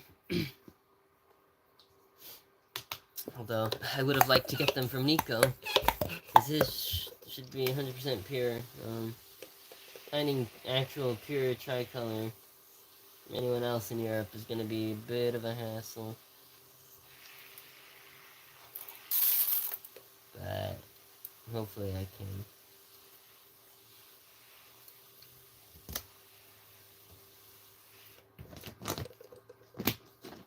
So from what I've seen, tricolors look like basically almost the same coloration as the tigers, but with a bit more red, like a bit more of a vibrant red on their thoracic segments, and seem to get a little bit bigger than tigers too. So really nice line overall. So I really want to get them. Screw Costa Rica, man, to fly to Madagascar. Exactly, man. I would in a heartbeat. I mean, I don't know how expensive flights are. I feel like the flights to Madagascar gotta be kind of inexpensive. It's not like a especially hot tourist destination, I feel. So, like, I feel like it's gotta be kind of cheap. Especially if we buy tickets well in advance. Yeah, we should definitely get a group trip to Madagascar, collect all the hissers, collect those Colossopus, like those katydids. Those are really cool. Fuck it, grab some collect carefully, and grab some of those giant emerald pill millipines. We don't have to worry about them being handled roughly in import. Just look the price. Is it expensive? God damn it.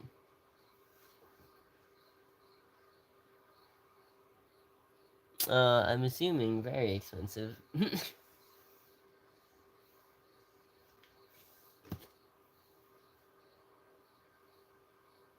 7,000. Holy shit. Well, that's never happening. God damn it. Really? My god. $7,000? There's no way. Is it just this time of year? Maybe like in the summer it's cheaper? There's no way paying $7,000 for a trip to Madagascar. Holy crap. Well, that'll never happen.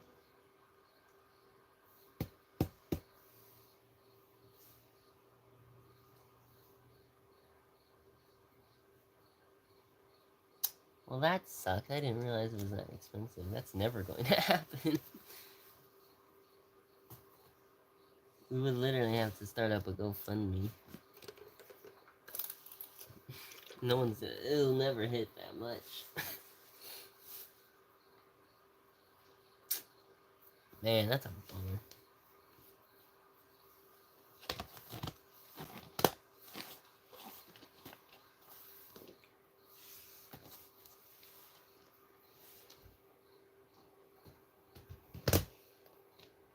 Gotta make it a research thing then. You guys gotta get Dr. Apple to fund their research trip. Get a grant to go to Madagascar for phylogenetic research on hissers or something.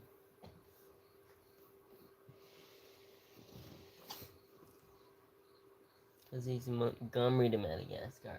Oh, like straight with no layovers or anything? We did Atlanta, it's 1,000. That's still a lot. Jesus Christ.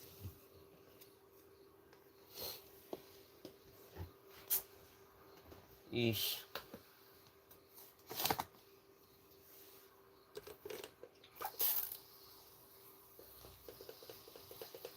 Well, 2,000, yeah, no.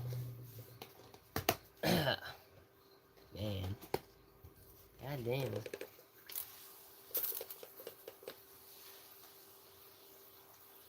Yeah, no. Costa Rica. Costa Rica it is, then. It's gotta be less expensive than Madagascar.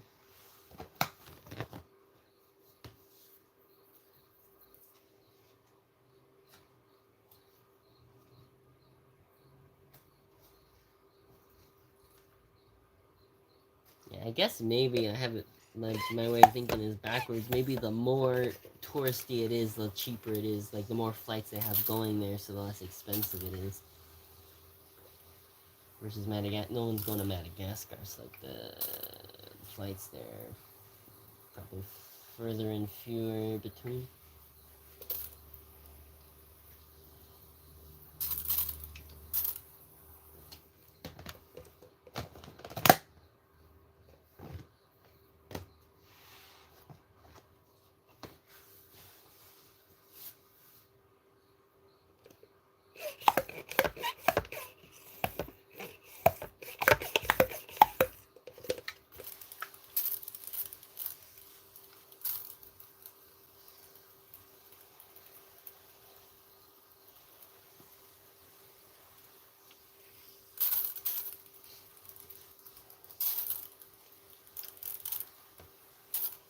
My third attempt with blonde duckies, for our species blonde ducky. Got babies from the new group already, but hey, that doesn't really mean much. Because they probably came gravid, so. Yeah, I don't know why those have been kicking my ass. Compared to a lot of the other Cubars I keep, like, those and white duckies. Give me a headache.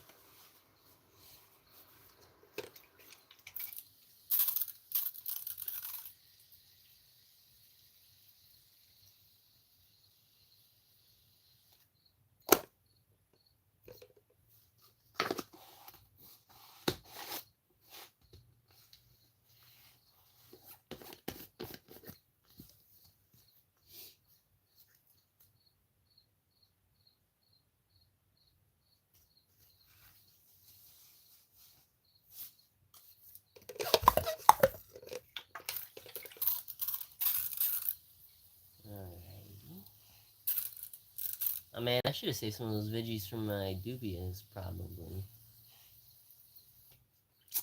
Oh well. Hindsight is hindsight.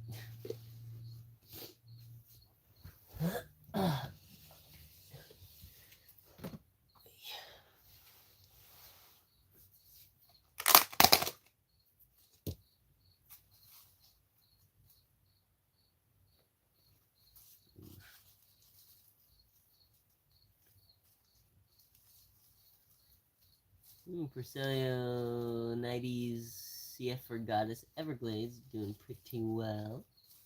Nice. Probably rehouse these soon as well. Something a little bigger. But yeah, I'm seeing lots of new Minka, so that's good.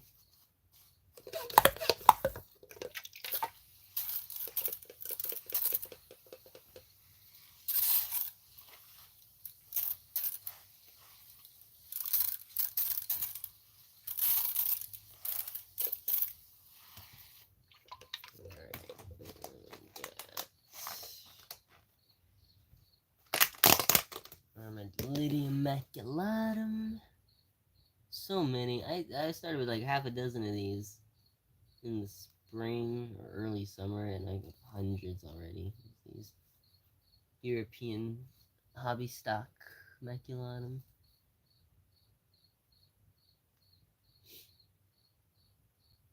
Which I was hoping would be a little less spotty than the US hobby stock, but no, they still have a fair amount of spotted ones. Most of them do seem to have good banding though, but yeah. I'm just not a huge fan of the spotted individuals. Does anyone have like a line of like true breeding, just lined zebras? Or do they all just get spots at one point or another? Is that just part of the gene? I feel like when they first entered the hobby, maculatum like were more like solid striped. Maybe those were the only individuals people took pictures of.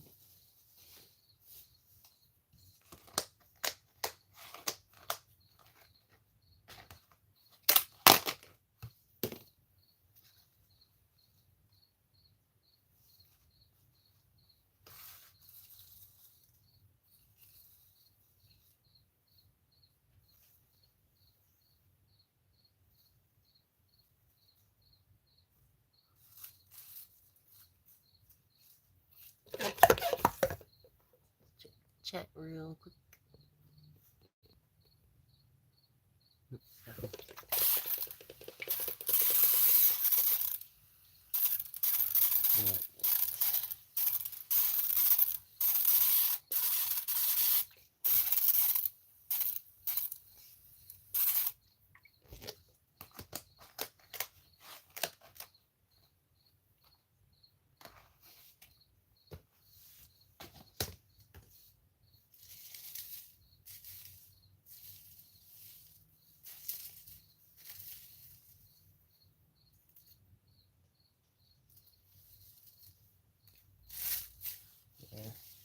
Nice. Trogodale green spot seem to be doing pretty well. Like since adding new leaf litter, really popping off.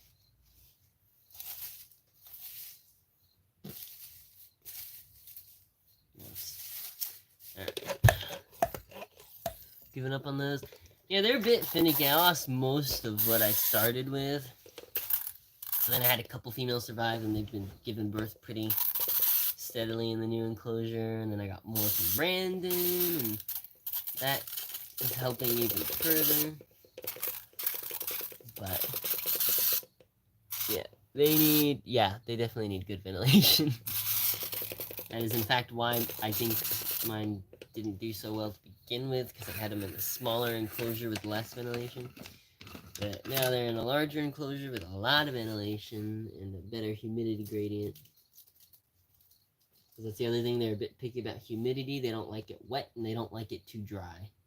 It needs to be nice, semi-humid, so I got them on a gradient, and they spend most of their time like right in the middle, so yeah.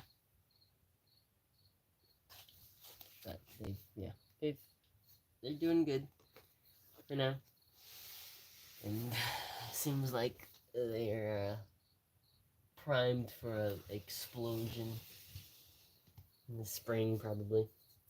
So they're doing all right. I'm ready for yellow spots. Yellow dust, sorry. Yellow dust. Someone give me yellow dust.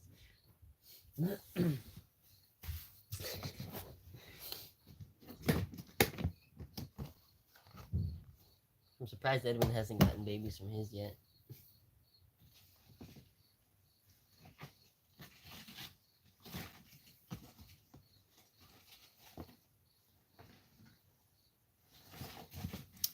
Dubias are doing well. The dubias do be doing good. I don't know.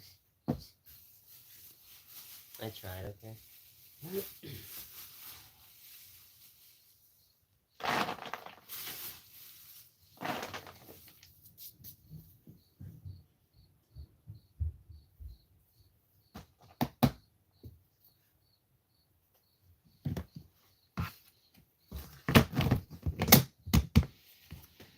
Alright, and now I'm gonna fill up the water. I'll be right back.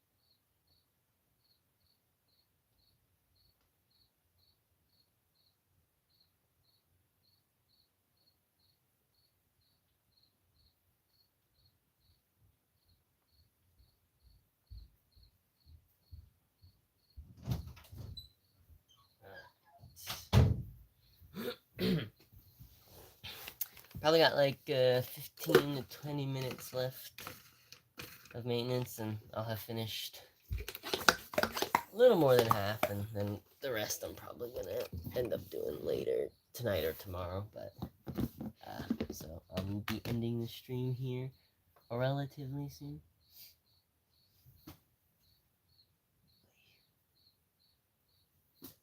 Get the videoides fed.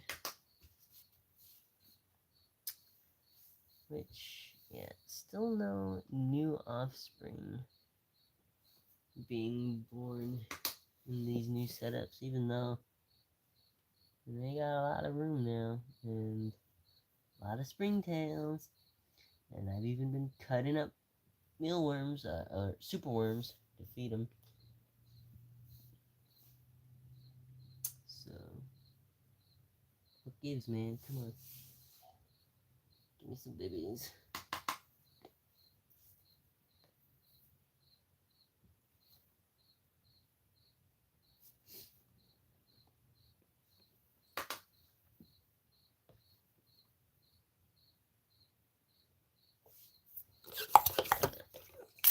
Oop, and this side.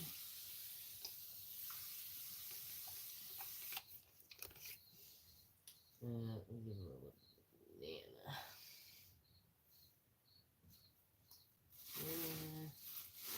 Dog food and superworms.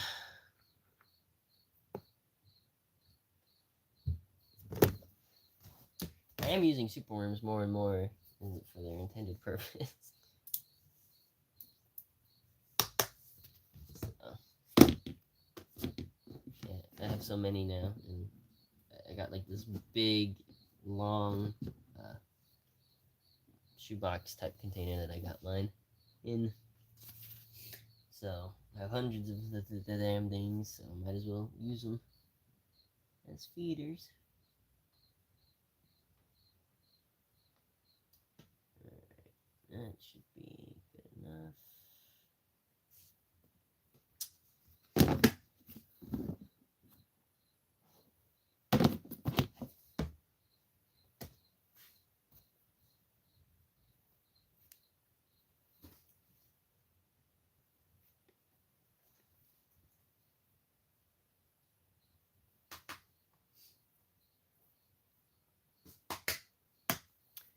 think I'm gonna. I gotta collect some leaf litter too, because I feel like these guys do. The Lepidioides do seem to appreciate leaf litter, and it helps give the baby something to hide under from the adults. But yeah, nothing. Yeah, still not seeing any babies in this culture either. A lot of springtails though, so at least that's good. I don't have to top them off this week. Banana. Doggy. And then another super worm.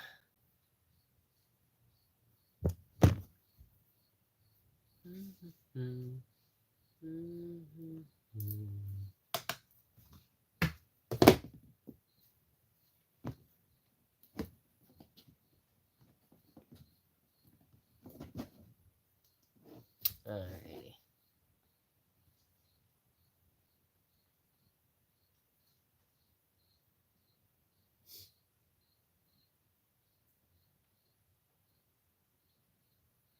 Well, these guys better start popping off soon, because got them in two pretty nice big enclosures, so they better reciprocate and reproduce.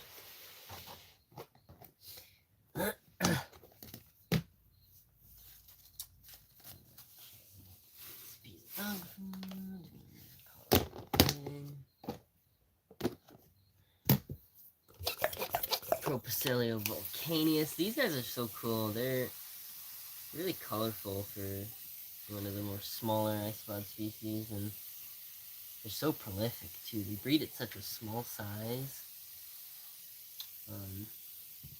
And yeah, they're so prolific. But yeah, I really like them.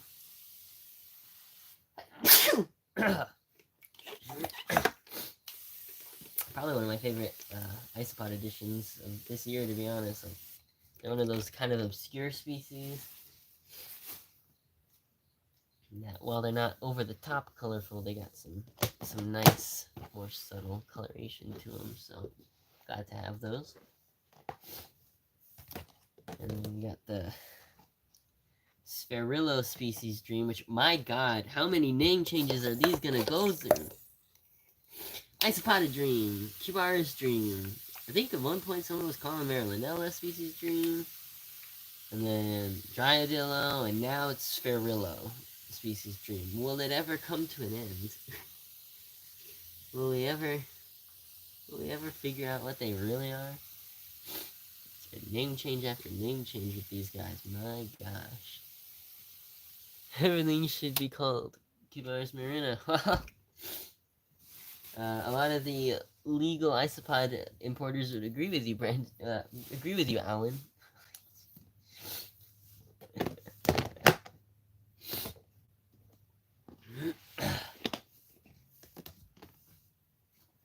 They're already taking the initiative there, actually, on their import papers.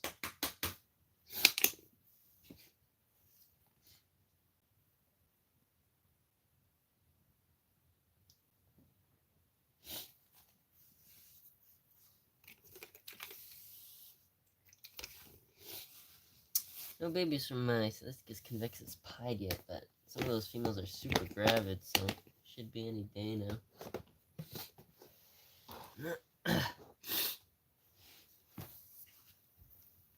Alright, what do we got left? Just a few more isopod cultures. Selenites pruinosis from Idaho. Popping off, that's nice. I only collected like 3 individuals, but I lucked out, and I think it was like 1 male and 2 females. So that was nice.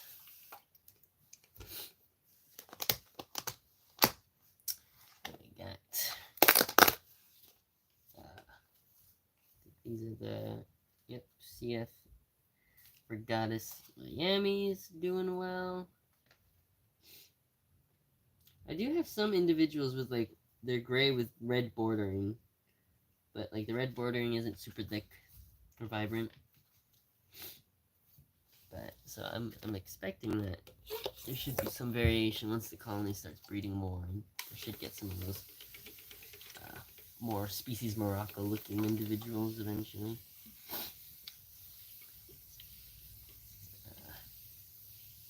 Were more Procellio species Morocco ever identified as species? That's a species I feel like I don't see anyone keep anymore or post about.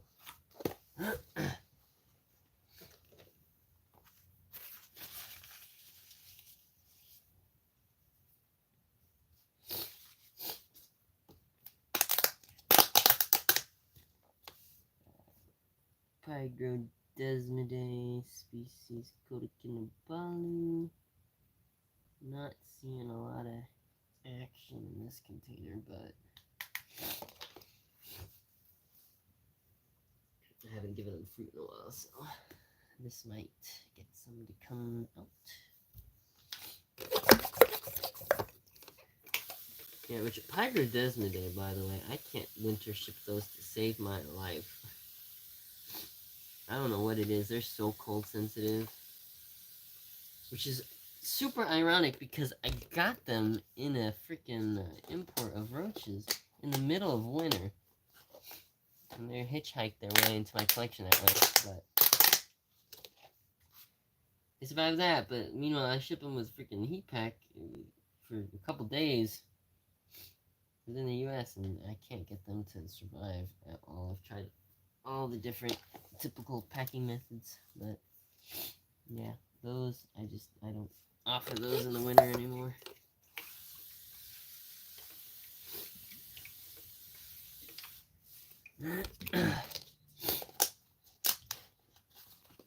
Nocticola are pretty sensitive as well to the cold, but those I can usually, as long as the heat pack doesn't die out, they're usually fine.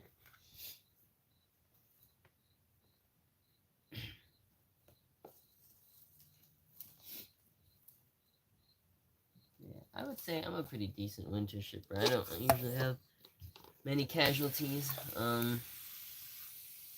unless the box is like heavily delayed for some reason.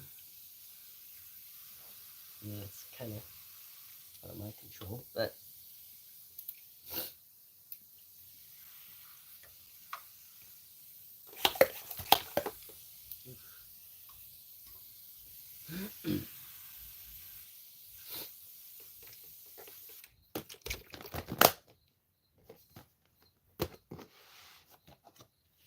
and then obviously during the holidays I don't ship anything. I've postponed all incoming shipments till the start of January, because definitely don't want to risk that.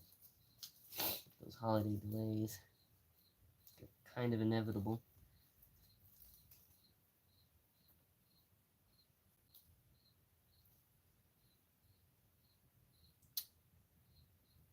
Fucking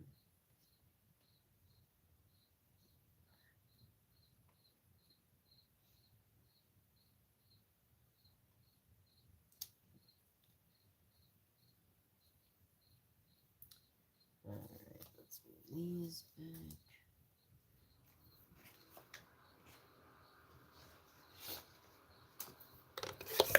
Yeah, as I had mentioned earlier in the stream, my Bolivar are popping off again, but I thought they were dying out, so I put my Perseo expanses in with them, and now I'm going to have to remove the expanses. And now somehow Porcelionites prunosus are finding their way into this container too, so this is just, this container is a cluster. Which, by the way, Alan, since you're here, I assume you're still here, did Kai ever confirm that he actually made hybrids between expanses and Bolivari? I feel like no. I feel like that's not a thing. I know he thought he did, but I feel like that's not a thing.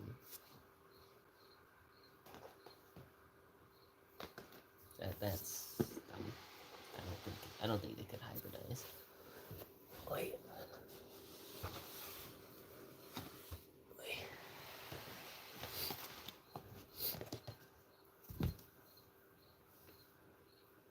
that's a Pixar it didn't happen situation in my opinion. It's like, but yeah, like Bolivar and Ecclesia I could see, or like even like again like with Lavis, like the Porcellia Lavis X, like not Lavis, those won't hybridize. I know what's his face, Iso Pete tried crossing one of the Hoffman Segi Sordidus to Hoffman Segi, and he couldn't get them to breed, so that might suggest that Hoffman Segi Sordidus is actually a different species altogether. But the point is, they're both similar looking Porcellia, and they can't hybridize. And the Bolivarian expanses are so different in morphology, I really can't see those being able to cross.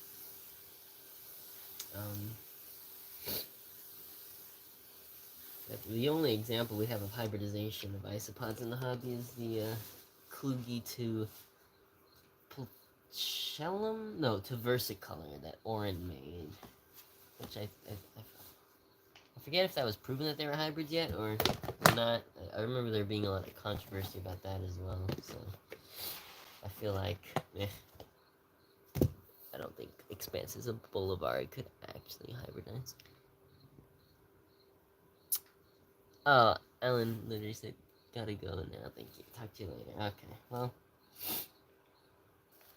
I will not get my answer until I talk to Kai. I guess I'll message Kai about it and see what he says.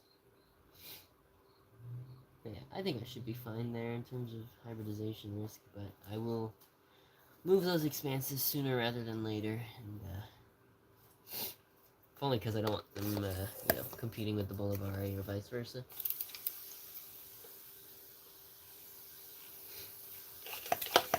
Chalifus species Balkan Islands are popping off for me. They're breeding pretty well. Got a good couple litters, I think, and then I think some of my females are gravid again, so, and those babies they had given birth to are growing, so those are good. These are an underrated species. I'm glad Edwin sent these to me because they're pretty substantial size for Chalifus and variable in coloration, which is something I love in this species, so.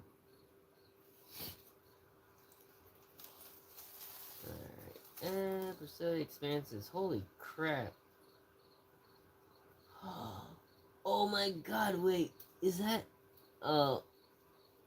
Okay. There's a Porcellia expanses here that has a part of one of its segments is white. But that could be viral or a molt defect. So I'm not gonna jump to conclusions about that, but that could be pretty cool. That's something I'm keeping an eye on. But holy crap, though, there's a lot of Porcellia magnificus in here. Eesh. I guess one of mine had given birth a couple months ago, and I thought it was a pretty small litter, but I think they were definitely more than I thought. These guys are so weird and sporadic with their broods for me, though. Like, really. It seems to be pretty seasonal, like spring and fall is usually when I get broods, but sometimes I get brood during the summer, and like, not all my females give birth during the spring and fall. Sometimes they just don't give birth at all, which is weird. It's like a couple of my females look gravid right now, but most of them don't, so I don't know if they're just not old enough. Yeah, kind of bizarre, the breeding patterns with these. I'm not 100% sure what I'm not doing right, basically. I mean, they're breeding, and when they do breed, they make a lot of babies, so it's not like they're not breeding for me, period. It's just they're very sporadic with their broods, and I don't see the rhyme or reason yet. So, but I guess I can't really complain when there's quite a few of them in here.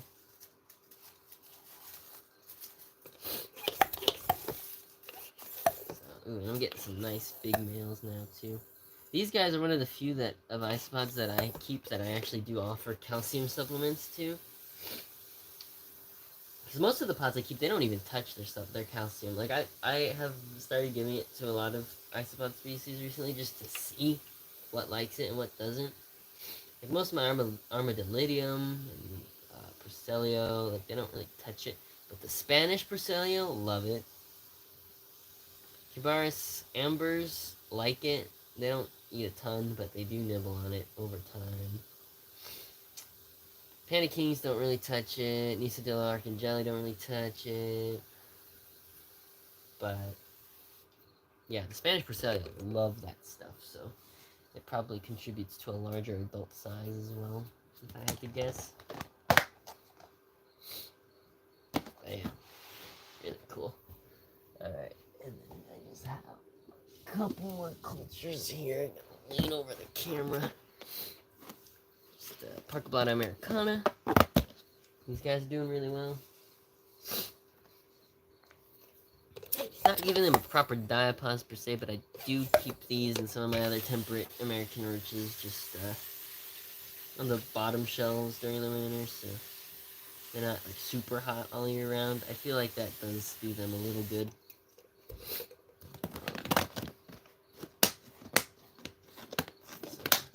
So, those going there. Asia Kyotensis. Another underappreciated tropical ectobiid, or that's a Batellid, that nobody ever buys.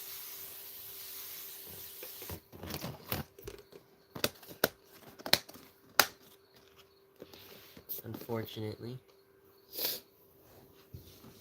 Oh, okay, let's just I don't know what kind of view you guys are getting, but probably not great. Sorry about that. Okay, last couple containers here, and then I'm gonna cut the stream. But Pycnoceros surinamensis, dark, and my Pycnoceros surinamensis darker that I've isolated the darkest adults from, and I'm trying to get that to be a pure breeding strain, but we'll see. The dark line, the normal dark line, it seems to throw out a decent amount of almost normal looking adults, so